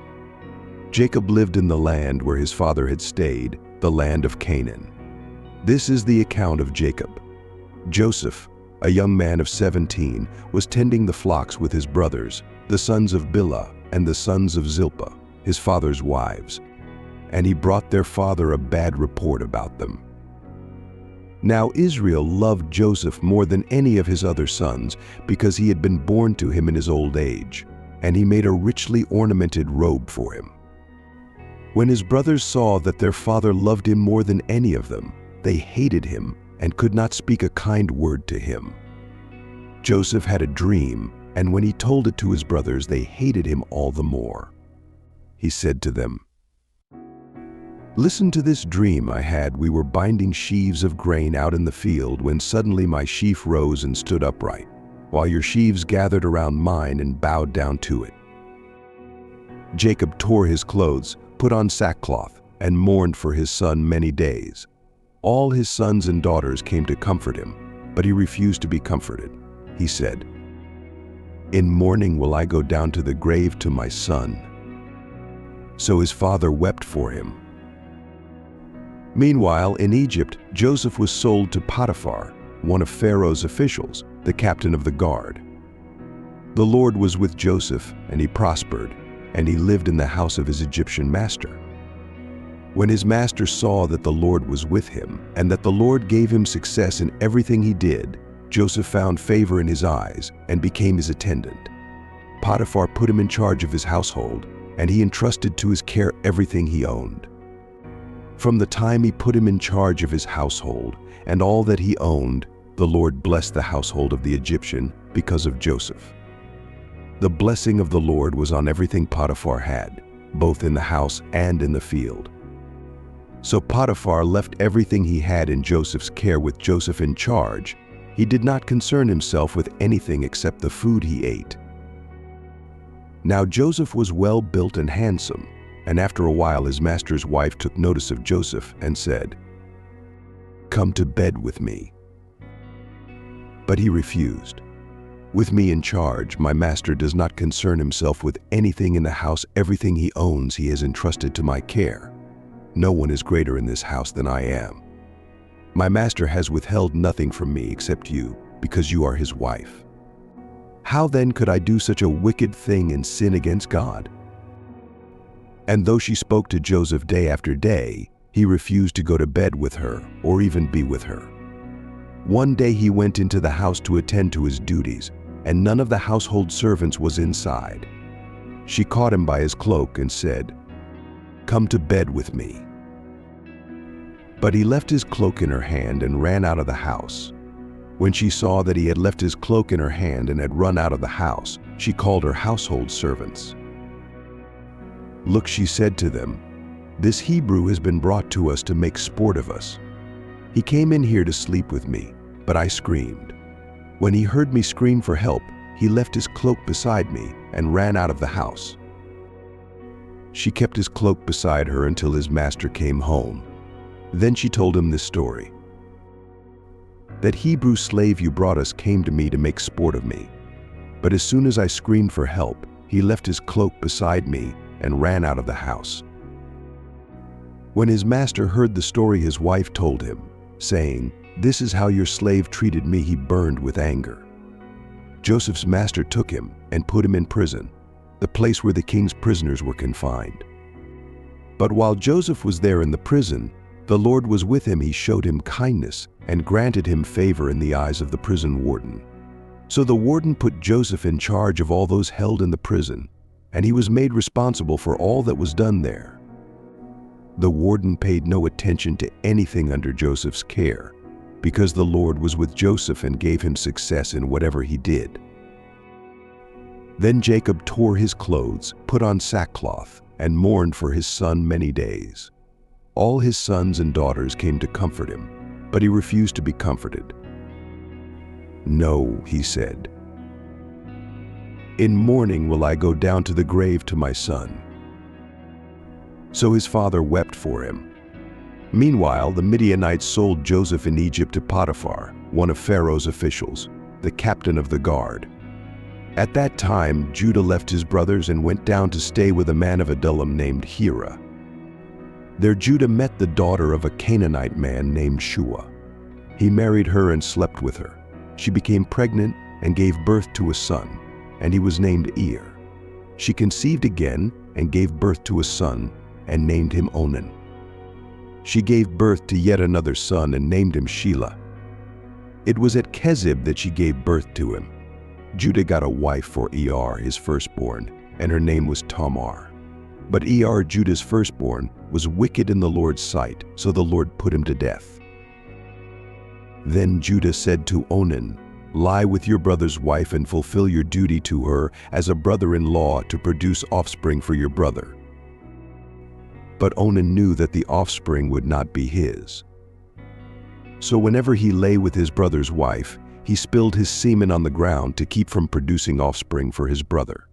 What he did was wicked in the Lord's sight, so he put him to death also. Judah then said to his daughter-in-law Tamar, "Live as a widow in your father's house, until my son Shelah grows up," for he thought, "He may die too, just like his brothers." So Tamar went to live in her father's house. After a long time, Judah's wife, the daughter of Shua, died. When Judah had recovered from his grief, he went up to Timnah to the men who were shearing his sheep, and his friend Hira, the Adullamite, went with him. When Tamar was told, "Your father-in-law is on his way to Timnah to shear his sheep," she took off her widow's clothes, covered herself with a veil to disguise herself, and then sat down at the entrance to Enaim, which is on the road to Timnah. For she saw that, although Shelah had now grown up, she had not been given to him as his wife. When Judah saw her, he thought she was a prostitute, for she had covered her face. Not realizing that she was his daughter-in-law, he went over to her by the roadside and said, "Come now, let me sleep with you." And she asked, "What will you give me to sleep with you?" "I'll send you a young goat from my flock," he replied. "Will you give me something as a pledge until you send it?" she asked. "What pledge should I give you?" he said. "Your seal and its cord, and the staff in your hand," she replied. So he gave them to her and slept with her, and she became pregnant by him. After she left, she took off her veil and put on her widow's clothes again. Meanwhile, Judah sent the young goat by his friend the Adullamite in order to get his pledge back from the woman. But he did not find her. He asked the men who lived there, "Where is the shrine prostitute who was beside the road at Enaim?" "There hasn't been any shrine prostitute here," they answered. So he went back to Judah and said, "I didn't find her. Besides, the men who live there said there hasn't been any shrine prostitute here. Let her keep what she has, or we will become a laughingstock. After all, I did send her this young goat, but you didn't find her." About 3 months later, Judah was told, "Your daughter-in-law Tamar is guilty of prostitution, and as a result, she is now pregnant." "Bring her out and have her burned to death," Judah said. As she was being brought out, she sent a message to her father-in-law. "I am pregnant by the man who owns these," she said. "See if you recognize whose seal and cord and staff these are." Judah recognized them and said, "She is more righteous than I, since I wouldn't give her to my son Shelah." And he did not sleep with her again. When the time came for her to give birth, there were twin boys in her womb. As she was giving birth, one of them put out his hand. So the midwife took a scarlet thread and tied it on his wrist and said, "This one came out first." But when he drew back his hand, his brother came out. And she said, "So this is how you have broken out," and he was named Perez. Then his brother, who had the scarlet thread on his wrist, came out, and he was given the name Zerah. Now Joseph had been taken down to Egypt. Potiphar, an Egyptian who was one of Pharaoh's officials, the captain of the guard, bought him from the Ishmaelites who had taken him there. The Lord was with Joseph, and he prospered, and he prospered, and he lived in the house of his Egyptian master. When his master saw that the Lord was with him, and that the Lord gave him success in everything he did, Joseph found favor in his eyes and became his attendant. Potiphar put him in charge of his household and entrusted to his care everything he owned. From the time he put him in charge of his household and of all that he owned, the Lord blessed the household of the Egyptian because of Joseph. The blessing of the Lord was on everything Potiphar had, both in the house and in the field. So he left in Joseph's care everything he had with Joseph in charge. He did not concern himself with anything except the food he ate. Now Joseph was well built and handsome, and after a while, his master's wife took notice of Joseph and said, "Come to bed with me." But he refused. "With me in charge." He said, "My master does not concern himself with anything in the house. Everything he owns he has entrusted to my care. No one is greater in this house than I am. My master has withheld nothing from me except you, because you are his wife. How then could I do such a wicked thing and sin against God?" And though she spoke to Joseph day after day, he refused to go to bed with her or even be with her. One day, he went into the house to attend to his duties, and none of the household servants was inside. She caught him by his cloak and said, "Come to bed with me." But he left his cloak in her hand and ran out of the house. When she saw that he had left his cloak in her hand and had run out of the house, she called her household servants. "Look, this Hebrew has been brought to us to make sport of us. He came in here to sleep with me, but I screamed when he heard me scream for help. He left his cloak beside me and ran out of the house." She kept his cloak beside her until his master came home. Then she told him this story. "That Hebrew slave you brought us came to me to make sport of me, but as soon as I screamed for help, he left his cloak beside me and ran out of the house." When his master heard the story, his wife told him, saying, "This is how your slave treated me." He burned with anger. Joseph's master took him and put him in prison, the place where the king's prisoners were confined. But while Joseph was there in the prison, the Lord was with him. He showed him kindness and granted him favor in the eyes of the prison warden. So the warden put Joseph in charge of all those held in the prison, and he was made responsible for all that was done there. The warden paid no attention to anything under Joseph's care, because the Lord was with Joseph and gave him success in whatever he did. Sometime later, the cupbearer and the baker of the king of Egypt offended their master, the king of Egypt.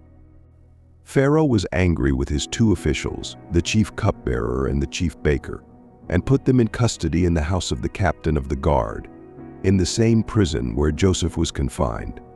The captain of the guard assigned them to Joseph, and he attended them.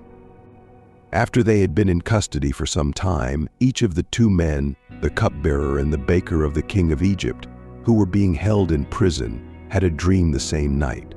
Each dream had its own meaning. When Joseph came to them the next morning, he saw that they were dejected. So he asked Pharaoh's officials, who were in custody with him in his master's house, "Why are your faces so sad today?" "We both had dreams, but there is no one to interpret them." "Do not interpretations belong to God? Tell me your dreams." So the chief cupbearer told Joseph his dream. "In my dream I saw a vine in front of me, and on the vine were 3 branches. As soon as it budded, it blossomed, and its clusters ripened into grapes. Pharaoh's cup was in my hand, and I took the grapes, squeezed them into Pharaoh's cup, and put the cup in his hand. This is what it means. The 3 branches are 3 days.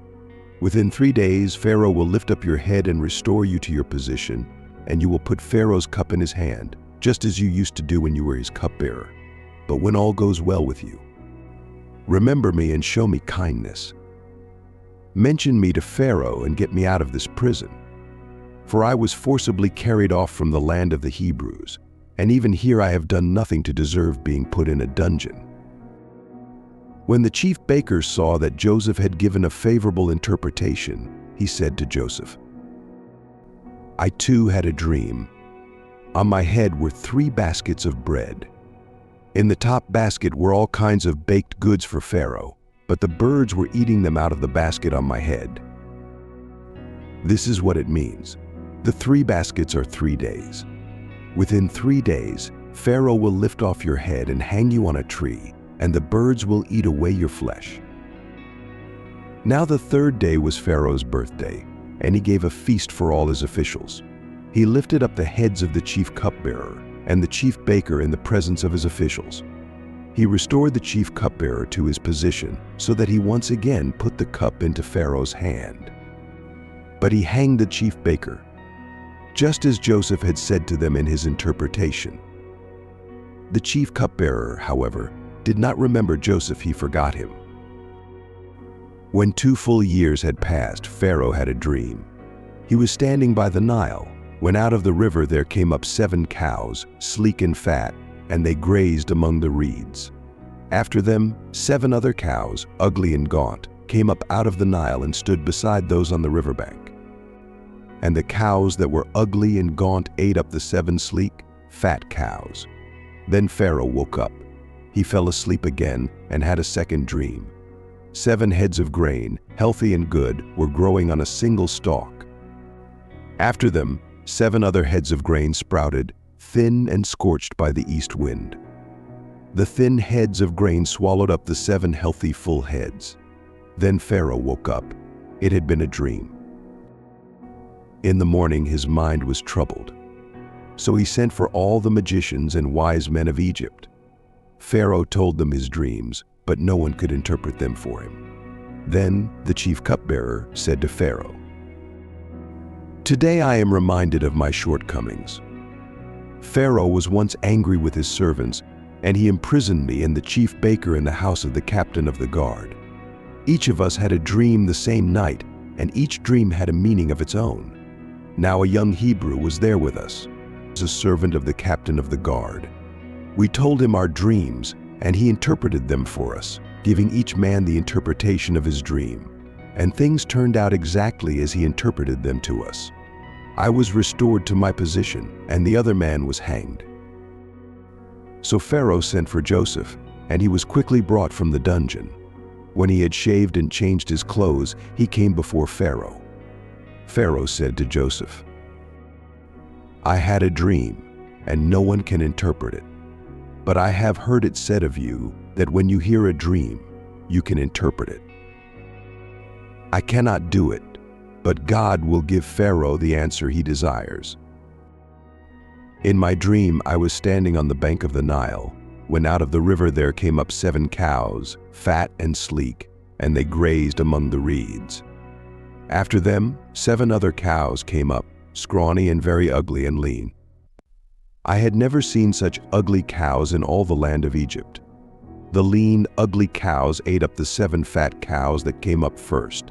But even after they ate them, no one could tell that they had done so. They looked just as ugly as before. Then I woke up. In my dreams, I also saw 7 heads of grain, full and good, growing on a single stalk. After them, 7 other heads sprouted, withered and thin, and scorched by the east wind. The thin heads of grain swallowed up the 7 good heads. I told this to the magicians, but none could explain it to me. The dreams of Pharaoh are one and the same. God has revealed to Pharaoh what he is about to do. The 7 good cows are 7 years, and the 7 good heads of grain are 7 years. It is one and the same dream. The 7 lean, ugly cows that came up afterward are 7 years. And so are the 7 worthless heads of grain scorched by the east wind. They are 7 years of famine. It is just as I said to Pharaoh. God has shown Pharaoh what he is about to do. 7 years of great abundance are coming throughout the land of Egypt. But 7 years of famine will follow them. Then all the abundance in Egypt will be forgotten, and the famine will ravage the land. The abundance in the land will not be remembered because the famine that follows it will be so severe. The reason the dream was given to Pharaoh in 2 forms is that the matter has been firmly decided by God, and God will do it soon. And now let Pharaoh look for a discerning and wise man and put him in charge of the land of Egypt. Let Pharaoh appoint commissioners over the land to take 1/5 of the harvest of Egypt during the 7 years of abundance. They should collect all the food of these good years that are coming and store up the grain under the authority of Pharaoh to be kept in the cities for food. This food should be held in reserve for the country to be used during the 7 years of famine that will come upon Egypt, so that the country may not be ruined by the famine. The plan seemed good to Pharaoh and to all his officials. So Pharaoh asked them, "Can we find anyone like this man, one in whom is the Spirit of God?" Then Pharaoh said to Joseph, "Since God has made all this known to you, there is no one so discerning and wise as you. You shall be in charge of my palace, and all my people are to submit to your orders. Only with respect to the throne will I be greater than you. I hereby put you in charge of the whole land of Egypt." Then Pharaoh took his signet ring from his finger and put it on Joseph's finger. He dressed him in robes of fine linen and put a gold chain around his neck. He had him ride in a chariot as his second in command, and men shouted before him, "Make way! Make way!" Thus he put him in charge of the whole land of Egypt. Then Pharaoh said to Joseph, "I am Pharaoh, but without your word No one will lift hand or foot in all Egypt." Pharaoh gave Joseph the name Zaphanath-Paneah and gave him Asenath, daughter of Potipharah, priest of On, to be his wife. And Joseph went throughout the land of Egypt. Joseph was 30 years old when he entered the service of Pharaoh, king of Egypt. And Joseph went out from Pharaoh's presence and traveled throughout Egypt. During the 7 years of abundance, the land produced plentifully. Joseph collected all the food produced in those 7 years of abundance in Egypt and stored it in the cities. In each city, he put the food grown in the fields surrounding it. Joseph stored up huge quantities of grain, like the sand of the sea. It was so much that he stopped keeping records because it was beyond measure. Before the years of famine came, 2 sons were born to Joseph by Asenath, daughter of Potipharah, priest of On. Joseph named his firstborn Manasseh and said, "It is because God has made me forget all my trouble and all my father's household." The second son he named Ephraim and said, "It is because God has made me fruitful in the land of my suffering." The 7 years of abundance in Egypt came to an end, and the 7 years of famine began. Just as Joseph had said, there was famine in all the other lands, but in the whole land of Egypt there was food. When all Egypt began to feel the famine, the people cried to Pharaoh for food. Then Pharaoh told all the Egyptians, "Go to Joseph and do what he tells you." When the famine had spread over the whole country, Joseph opened the storehouses and sold grain to the Egyptians. For the famine was severe throughout Egypt, and all the countries came to Egypt to buy grain from Joseph, because the famine was severe in all the world. When Jacob learned that there was grain in Egypt, he said to his sons, "Why do you just keep looking at each other? I have heard that there is grain in Egypt. Go down there and buy some for us, so that we may live and not die." Then 10 of Joseph's brothers went down to buy grain from Egypt. But Jacob did not send Benjamin, Joseph's brother, with the others, because he was afraid that harm might come to him. So Israel's sons were among those who went to buy grain, for the famine was in the land of Canaan also. Now Joseph was the governor of the land, the one who sold grain to all its people. So when Joseph's brothers arrived, they bowed down to him with their faces to the ground. As soon as Joseph saw his brothers, he recognized them. But he pretended to be a stranger and spoke harshly to them. "Where do you come from?" "From the land of Canaan to buy food." Although Joseph recognized his brothers, they did not recognize him. Then he remembered his dreams about them and said to them, "You are spies. You have come to see where our land is unprotected." "No, my lord. Your servants have come to buy food. We are all the sons of one man. Your servants are honest men, not spies." "No, you have come to see where our land is unprotected. Your servants were 12 brothers, the sons of one man who lives in the land of Canaan. The youngest is now with our father, and one is no more. It is just as I told you. You are spies, and this is how you will be tested, as surely as Pharaoh lives. You will not leave this place unless your youngest brother comes here.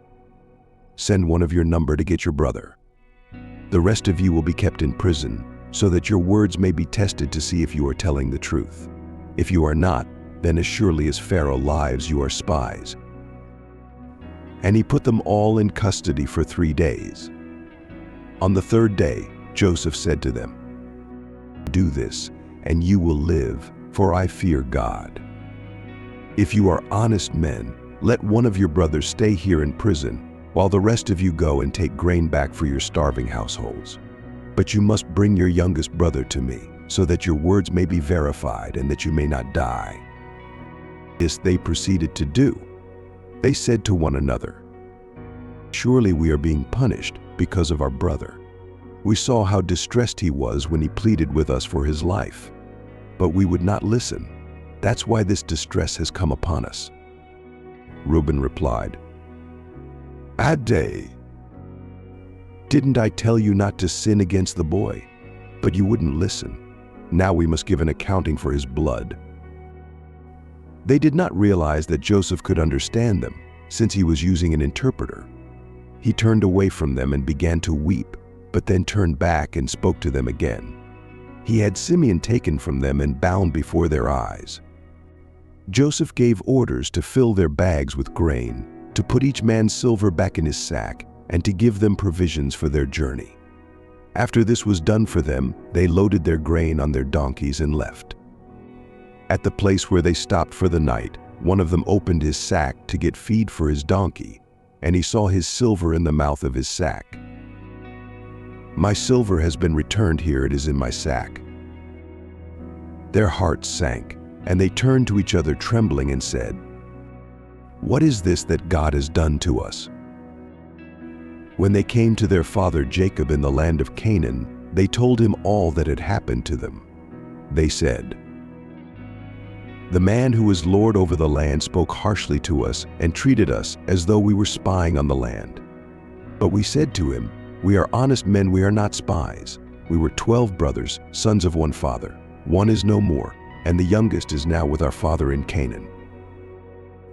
Then the man who is Lord over the land said to us, 'This is how I will know whether you are honest men. Leave one of your brothers here with me and take food for your starving households and go. But bring your youngest brother to me. So I will know that you are not spies but honest men. Then I will give your brother back to you, and you can trade in the land.' As they were emptying their sacks, there in each man's sack was his pouch of silver. When they and their father saw the money pouches, they were frightened. Their father Jacob said to them, 'You have deprived me of my children. Joseph is no more, and Simeon is no more, and now you want to take Benjamin. Everything is against me.' Then Reuben said to his father, 'You may put both of my sons to death if I do not bring him back to you. Entrust him to my care, and I will bring him back. My son will not go down there with you. His brother is dead, and he is the only one left. If harm comes to him on the journey you are taking, you will bring my gray head down to the grave in sorrow.' Now the famine was still severe in the land, so when they had eaten all the grain they had brought from Egypt, their father said to them, 'Go back and buy us a little more food.' But Judah said to him, 'The man warned us solemnly, "You will not see my face again unless your brother is with you. If you will send our brother along with us, we will go down and buy food for you. But if you will not send him, we will not go down." Because the man said to us, "You will not see my face again unless your brother is with you." Why did you bring this trouble on me by telling the man you had another brother? The man questioned you as closely about ourselves and our family. "Is your father still living?" he asked us. "Do you have another brother?" We simply answered his questions. How were we to know he would say, "Bring your brother down here"?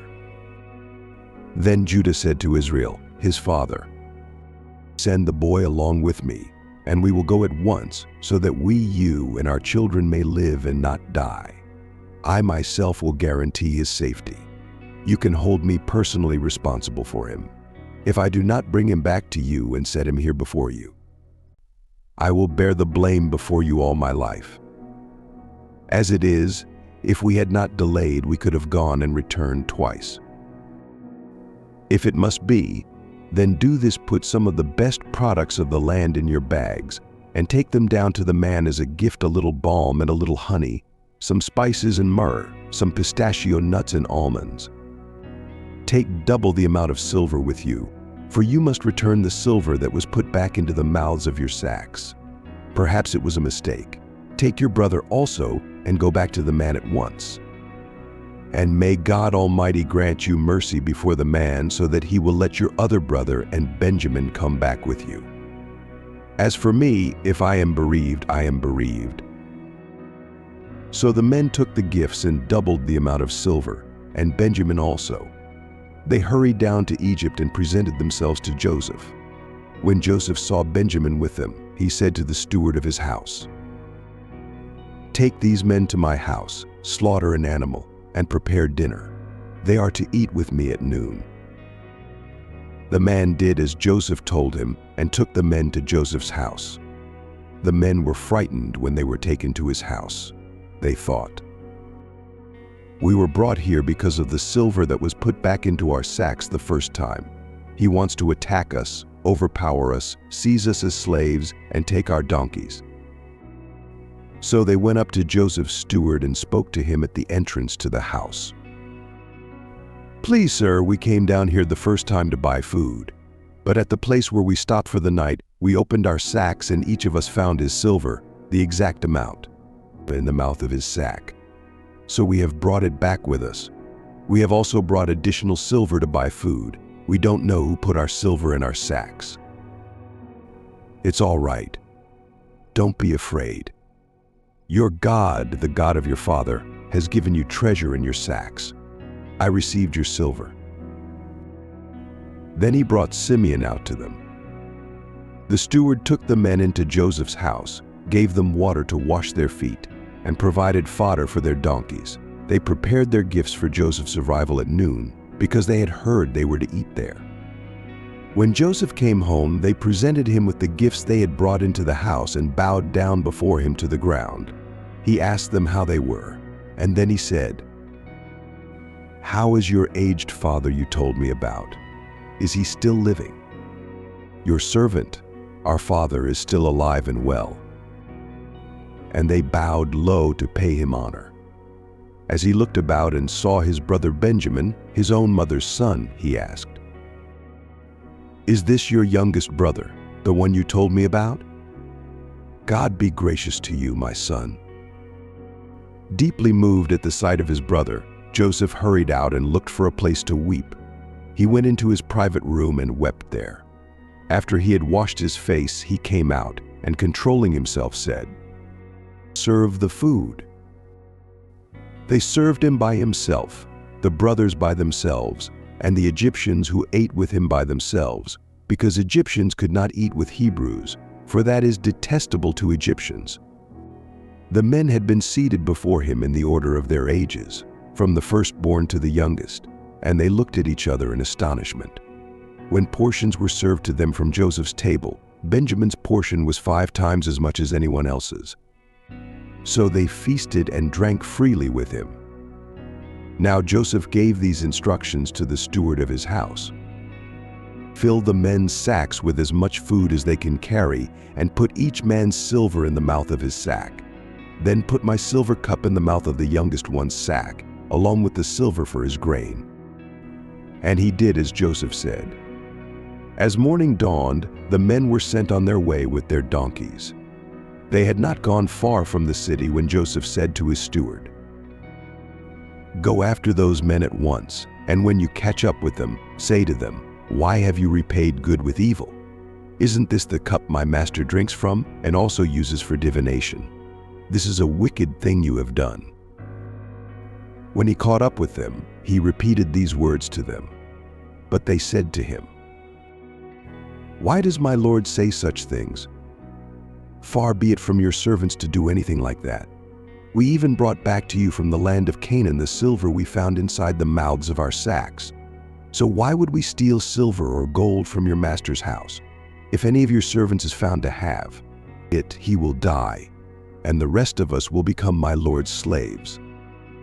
"Very well then, let it be as you say. Whoever is found to have it will become my slave. The rest of you will be free from blame." Each of them quickly lowered his sack to the ground and opened it. Then the steward proceeded to search, beginning with the oldest and ending with the youngest, and the cup was found in Benjamin's sack. At this they tore their clothes. Then they all loaded their donkeys and returned to the city. Joseph was still in the house when Judah and his brothers came in, and they threw themselves to the ground before him. Joseph said to them, "What is this you have done? Don't you know that a man like me can find things out by divination? What can we say to my lord? What can we say? How can we prove our innocence? God has uncovered your servant's guilt. We are now my lord's slaves. We are the ones who were found with the cup." Far be it from me to do such a thing. Only the man who was found with the cup will become my slave. The rest of you may go back to your father in peace."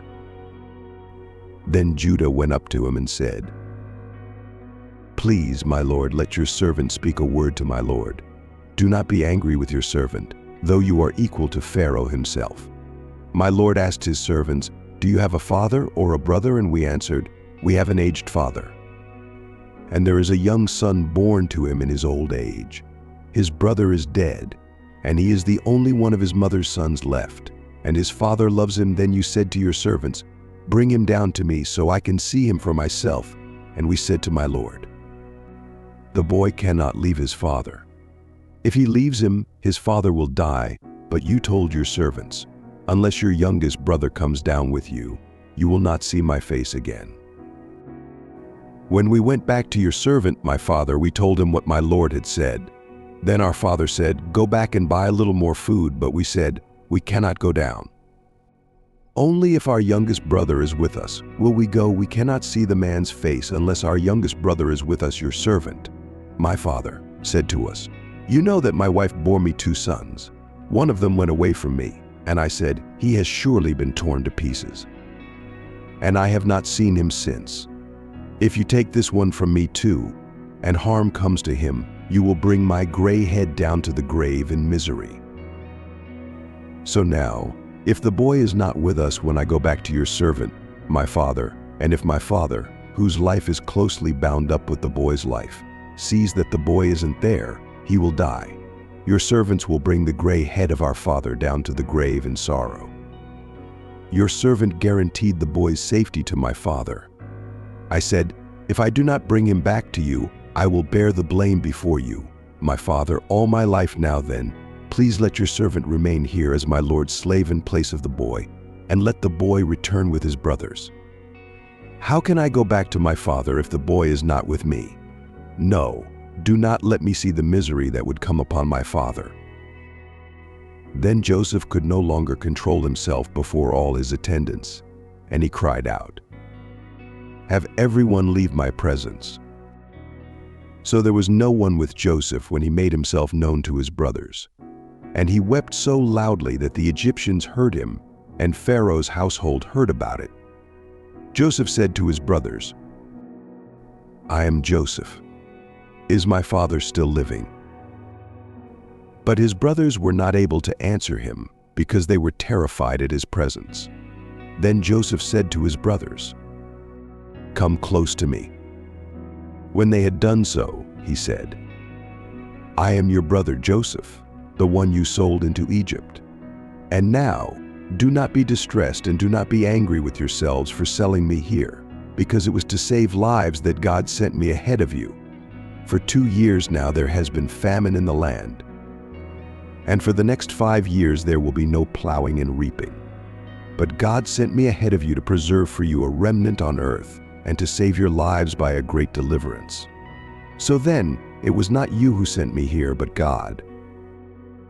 He made me father to Pharaoh, lord of his entire household, and ruler of all Egypt. Now hurry back to my father and say to him, 'This is what your son Joseph says: God has made me lord of all Egypt. Come down to me, don't delay. You shall live in the region of Goshen, and be near me, you, your children and grandchildren, your flocks and herds, and all you have. I will provide for you there, because 5 years of famine are still to come. Otherwise, you and your household and all who belong to you will become destitute. You can see for yourselves, and so can my brother Benjamin, that it is really I who am speaking to you. Tell my father about all the honor accorded me in Egypt, and about everything you have seen, and bring my father down here quickly." Then he threw his arms around his brother Benjamin and wept, and Benjamin embraced him, weeping. And he kissed all his brothers and wept over them. Afterward, his brothers talked with him. When the news reached Pharaoh's palace that Joseph's brothers had come, Pharaoh and all his officials were pleased. Pharaoh said to Joseph, "Tell your brothers, do this: load your animals and return to the land of Canaan. Bring your father and your families back to me. I will give you the best of the land of Egypt, and you can enjoy the fat of the land. You are also directed to tell them, "Do this. Take some carts from Egypt for your children and your wives, and get your father and come. Never mind about your belongings, because the best of all Egypt will be yours." So the sons of Israel did this. Joseph gave them carts, as Pharaoh had commanded, and he also gave them provisions for their journey. To each of them he gave new clothing, but to Benjamin he gave 300 shekels of silver and 5 sets of clothes. And this is what he sent to his father: 10 donkeys loaded with the best things of Egypt, and 10 female donkeys loaded with grain and bread and other provisions for his journey. Then he sent his brothers away. And as they were leaving, he said to them, "Don't quarrel on the way." So they went up out of Egypt and came to their father Jacob in the land of Canaan. They told him Joseph is still alive. In fact, he is ruler of all Egypt. Jacob was stunned. He did not believe them. But when they told him everything Joseph had said to them, and when he saw the carts Joseph had sent to carry him back, the spirit of their father Jacob revived. And Israel said, "I'm convinced my son Joseph is still alive. I will go and see him before I die." So Israel set out with all that was his, and when he reached Beersheba, he offered sacrifices to the God of his father Isaac. And God spoke to Israel in a vision at night and said, "Jacob, Jacob." "Here I am," he replied. "I am God, the God of your father. Do not be afraid to go down to Egypt, for I will make you into a great nation there. I will go down to Egypt with you, and I will surely bring you back again, and Joseph's own hand will close your eyes." Then Jacob left Beersheba, and Israel's sons took their father Jacob and their children and their wives, along with the carts that Pharaoh had sent to transport him. They also took with them their livestock and the possessions they had acquired in Canaan. Jacob and all his offspring went to Egypt. He took with him to Egypt his sons and grandsons, his daughters and granddaughters, all his offspring. These are the names of the sons of Israel, Jacob and his descendants, who went to Egypt. Reuben, the firstborn of Jacob. The sons of Reuben: Hanok, Palu, Hezron, and Carmi. The sons of Simeon: Jemuel, Jamin, Ohad, Jeshin, Zohar, and Shaul, the son of a Canaanite woman. The sons of Levi: Gershon, Kohath, and Merari. The sons of Judah: Er, Onan, Shelah, Perez, and Zerah, but Er and Onan had died in the land of Canaan. The sons of Perez: Hezron and Hamul. The sons of Issachar: Tola, Pua, Jashub, and Shimron. The sons of Zebulun: Sird, Elon, and Jaleel. These were the sons Leah bore to Jacob in Paddan Aram, besides his daughter Dinah. These sons and daughters of his numbered 33 in all. The sons of Gad: Ziphion, Haggi, Shuni, Esbon, Eri, Arodi, and Arili. Then Arieli. The sons of Asher: Enna, Ishva, Ishvai, and Beriah. Their sister was Sarah. The sons of Beriah: Heber and Malchiel. These were the children born to Jacob by Zilpah, whom Laban had given to his daughter Leah, 16 in all. The sons of Jacob's wife Rachel: Joseph and Benjamin.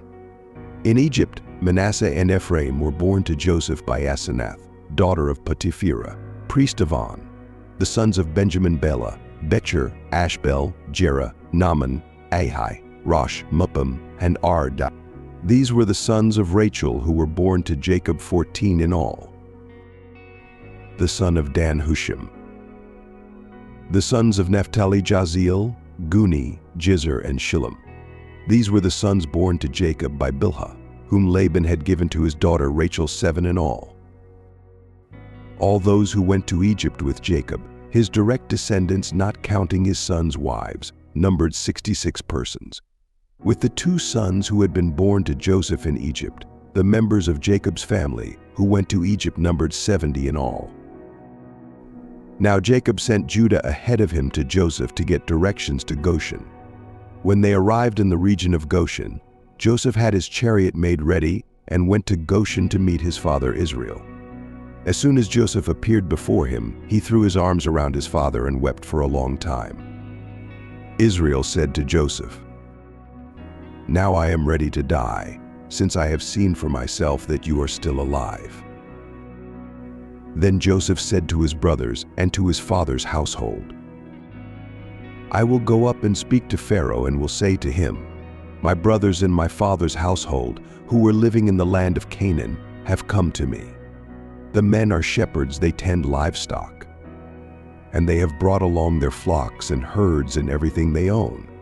When Pharaoh calls you in and asks, 'What is your occupation?' you should answer, 'Your servants have tended livestock from our boyhood on.' Just as our fathers did, then you will be allowed to settle in the region of Goshen, for all shepherds are detestable to the Egyptians." Joseph went and told Pharaoh, "My father and brothers, with their flocks and herds and everything they own, have come from the land of Canaan and are now in Goshen." He chose 5 of his brothers and presented them before Pharaoh. Pharaoh asked the brothers, "What is your occupation?" They replied, "Your servants are shepherds, just as our fathers were. We have come to live here for a while, because the famine is severe in Canaan, and your servants' flocks have no pasture. So please let your servants settle in Goshen." Pharaoh said to Joseph, "Your father and your brothers have come to you, and the land of Egypt is before you. Settle your father and your brothers in the best part of the land. Let them live in Goshen, and if you know any among them with special ability, put them in charge of my own livestock." Then Joseph brought his father Jacob in and presented him before Pharaoh. After Jacob blessed Pharaoh, Pharaoh asked him, "How old are you?" Jacob said to Pharaoh, "The years of my pilgrimage are 130. My years have been few and difficult, and they do not equal the years of the pilgrimage of my fathers." Then Jacob blessed Pharaoh and went out from his presence. So Joseph settled his father and his brothers in Egypt and gave them property in the best part of the land, the district of Goshen, as Pharaoh directed.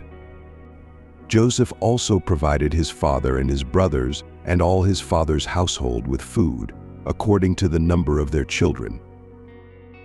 There was no food, however, in the whole region because the famine was severe. Both Egypt and Canaan wasted away because of the famine. Joseph collected all the money that was to be found in Egypt and Canaan in payment for the grain they were buying, and he brought it to Pharaoh's palace. When the money of the people of Egypt and Canaan was gone, all Egypt came to Joseph and said, "Give us food. Why should we die before your eyes? Our money is used up." Then Joseph said, "Bring your livestock, and I will sell you food in exchange for your livestock, since your money is gone." So they brought their livestock to Joseph, and he gave them food in exchange for their horses, their sheep and goats, their cattle, and their donkeys. He brought them through that year with food in exchange for all their livestock. When that year was over, they came to him the following year and said, "We cannot hide from our lord the fact that since our money is gone and our livestock belongs to you, there is nothing left for our lord except our bodies and our land. Why should we perish before your eyes, we and our land as well? Buy us and our land in exchange for food, and we, with our land, will be in bondage to Pharaoh. Give us seed so that we may live and not die, and that the land may not become desolate." So Joseph bought all the land in Egypt for Pharaoh. The Egyptians, every one of them, sold their fields because the famine was too severe for them. The land became Pharaoh's, and Joseph reduced the people to servitude from one end of Egypt to the other. However, he did not buy the land of the priests, because they received a regular allotment from Pharaoh and had enough food from it. That is why they did not sell their land. Joseph said to the people, "Now that I have bought you and your land today for Pharaoh, here is seed for you so you can plant the ground. But when the crop comes in, give 1/5 of it to Pharaoh. The other 4/5 you may keep as seed for the fields and as food for yourselves, your households, and your children." The people responded, "You have saved our lives. May we find favor in the eyes of our Lord. We will be in bondage to Pharaoh." So Joseph established it as a law concerning land in Egypt, still enforced today, that a fifth of the produce belongs to Pharaoh. It was only the land of the priests that did not become Pharaoh's. Now the Israelites settled in Egypt in the region of Goshen. They acquired property there, were fruitful, and increased greatly in number. Jacob lived in Egypt 17 years, and the years of his life were 147. When the time drew near for Israel to die, he called for his son Joseph and said to him, "If I have found favor in your eyes, put your hand under my thigh and promise that you will show me kindness and faithfulness. Do not bury me in Egypt, but when I rest with my fathers, carry me out of Egypt and bury me where they are buried." Joseph answered, "I will do as you say." "Swear to me," Jacob said. So Joseph swore to him, and Israel worshipped as he leaned on the top of his staff. Some time later, Joseph was told, "Your father is ill," so he took his 2 sons, Manasseh and Ephraim, along with him. When Jacob was told, "Your son Joseph has come to you," Israel rallied his strength and sat up on the bed. Jacob said to Joseph, "God Almighty appeared to me at Luz in the land of Canaan. There he blessed me and said to me, 'I am going to make you fruitful and will increase your numbers. I will make you a community of peoples, and I will give this land as an everlasting possession to your descendants after you now then. Your 2 sons born to you in Egypt before I came to you here will be reckoned as mine. Ephraim and Manasseh will be mine, just as Reuben and Simeon are mine. Any children born to you after them will be yours in the territory they inherit. They will be reckoned under the names of their brothers." Jacob continued, "As I was returning from Paddan, to my sorrow Rachel died in the land of Canaan, while we were still on the way, a little distance from Ephrath. So I buried her there, beside the road to Ephrath. That is, Bethlehem. When Israel saw the sons of Joseph, he asked, 'Who are these?' Joseph answered, 'They are the sons God has given me here. Bring them to me, so I may bless them,' Israel said. Now Israel's eyes were failing because of old age, and he could hardly see. So Joseph brought his sons close to him, and his father kissed them and embraced them. Israel said to Joseph, 'I never expected to see your face again, and now God has allowed me to see your children too.' Then Joseph removed them from Israel's knees and bowed down with his face to the ground. Joseph took both of them, Ephraim on his right toward Israel's left hand, and Manasseh on his left toward Israel's right hand, and brought them close to him. But Israel reached out his right hand and put it on Ephraim's head, though he was the younger. Crossing his arms, he put his left hand on Manasseh's head, even though Manasseh was the firstborn. Then he blessed Joseph and said, 'May the God before whom my fathers Abraham and Isaac walked, the God who has been my shepherd all my life to this day, the angel who has delivered me from all harm, may he bless these boys. May they be called by my name and the names of my fathers, Abraham and Isaac, and may they increase greatly upon the earth.' When Joseph saw his father placing his right hand on Ephraim's head, he was displeased. So he took hold of his father's hand to move it from Ephraim's head to Manasseh's head. Joseph said to him, 'No, my father, this one is the firstborn. Put your right hand on his head.' But his father refused and said, 'I know, my son, I know. He too will become a people, and he too will be great. Nevertheless, his younger brother will be greater than he, and his descendants will become a group of nations.' He blessed them that day and said, 'In your name will Israel pronounce this blessing, may God make you like Ephraim and Manasseh.' So he put Ephraim ahead of Manasseh. Then Israel said to Joseph, I am about to die, but God will be with you and take you back to the land of your fathers. And to you, as one who is over your brothers, I give the ridge of land I took from the Amorites with my sword and my bow." Then Jacob called for his sons and said, "Gather around so I can tell you what will happen to you in days to come. Assemble and listen, sons of Jacob, listen to your father Israel.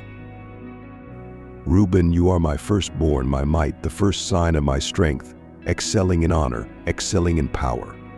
Turbulent as the waters, you will no longer excel, for you went up onto your father's bed, onto my couch, and defiled it. Simeon and Levi are brothers, their swords are weapons of violence. Let me not enter their council, let me not join their assembly.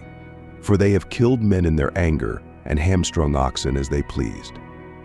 Cursed be their anger, so fierce, and their fury, so cruel. I will scatter them in Jacob and disperse them in Israel. Judah, your brothers will praise you. Your hand will be on the neck of your enemies, your father's sons will bow down to you. You are a lion's cub, O Judah, you return from the prey, my son. Like a lion, he crouches and lies down. Like a lioness who dares to rouse him. The scepter will not depart from Judah, nor the ruler's staff from between his feet, until he comes to whom it belongs, and the obedience of the nations is his. He will tether his donkey to a vine, his colt to the choicest branch. He will wash his garments in wine, his robes in the blood of grapes. His eyes will be darker than wine, his teeth whiter than milk. Zebulun will live by the seashore and become a haven for ships. His border will extend toward Sidon. Issachar is a raw-boned donkey lying down between two saddlebags. When he sees how good is his resting place and how pleasant is his land, he will bend his shoulder to the burden and submit to forced labor. Dan will provide justice for his people as one of the tribes of Israel.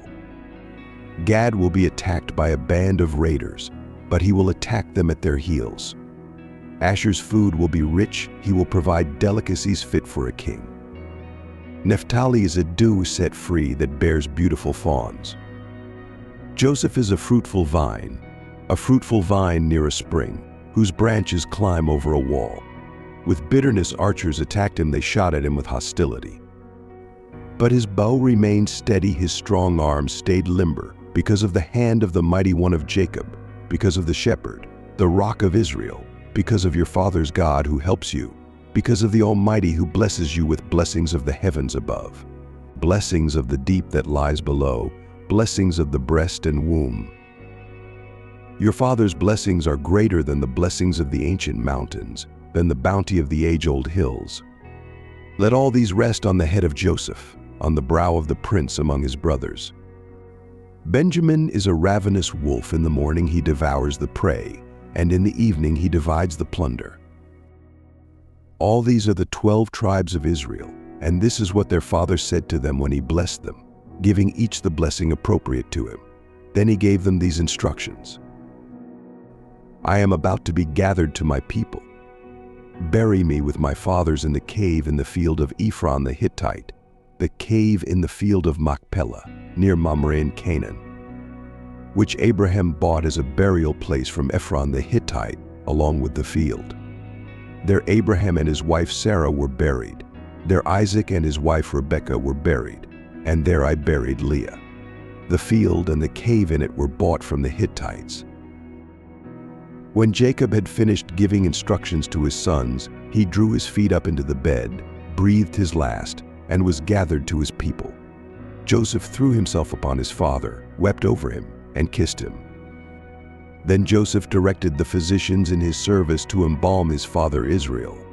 So the physicians embalmed him, taking a full 40 days, for that was the time required for embalming, and the Egyptians mourned for him 70 days. When the days of mourning had passed, Joseph said to Pharaoh's court, If I have found favor in your eyes, speak to Pharaoh for me. Tell him my father made me swear an oath and said, I am about to die. Bury me in the tomb I dug for myself in the land of Canaan. Now let me go up and bury my father, then I will return. Go up and bury your father, as he made you swear to do." So Joseph went up to bury his father.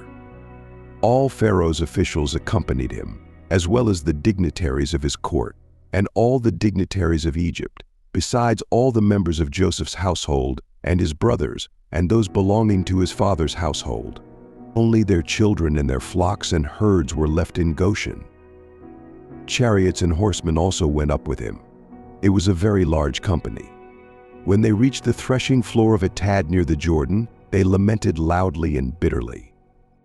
And there Joseph observed a 7-day period of mourning for his father. When the Canaanites who lived there saw the mourning at the threshing floor of Atad, they said, "The Egyptians are holding a solemn ceremony of mourning." That is why that place near the Jordan is called Abel Mizraim. So Jacob's sons did as he had commanded them. They carried him to the land of Canaan and buried him in the cave in the field of Machpelah near Mamre, which Abraham had bought as a burial place from Ephron the Hittite, along with the field. After burying his father, Joseph returned to Egypt, together with his brothers and all the others who had gone with him to bury his father. When Joseph's brothers saw that their father was dead, they said, "What if Joseph holds a grudge against us and pays us back for all the wrongs we did to him?" So they sent word to Joseph, saying, "Your father left these instructions before he died. This is what you are to say to Joseph. I ask you to forgive your brothers the sins and the wrongs they committed in treating you so badly. Now please forgive the sins of the servants of the God of your father." When their message came to him, Joseph wept. His brothers then came and threw themselves down before him, saying, "We are your slaves." Joseph replied, "Don't be afraid.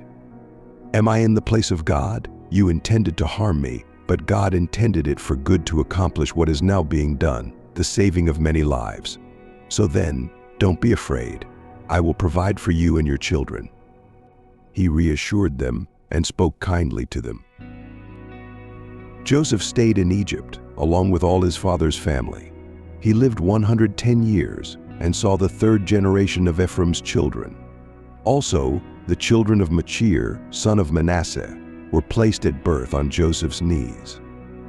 Then Joseph said to his brothers, "I am about to die, but God will surely come to your aid and take you up out of this land to the land he promised on oath to Abraham, Isaac, and Jacob."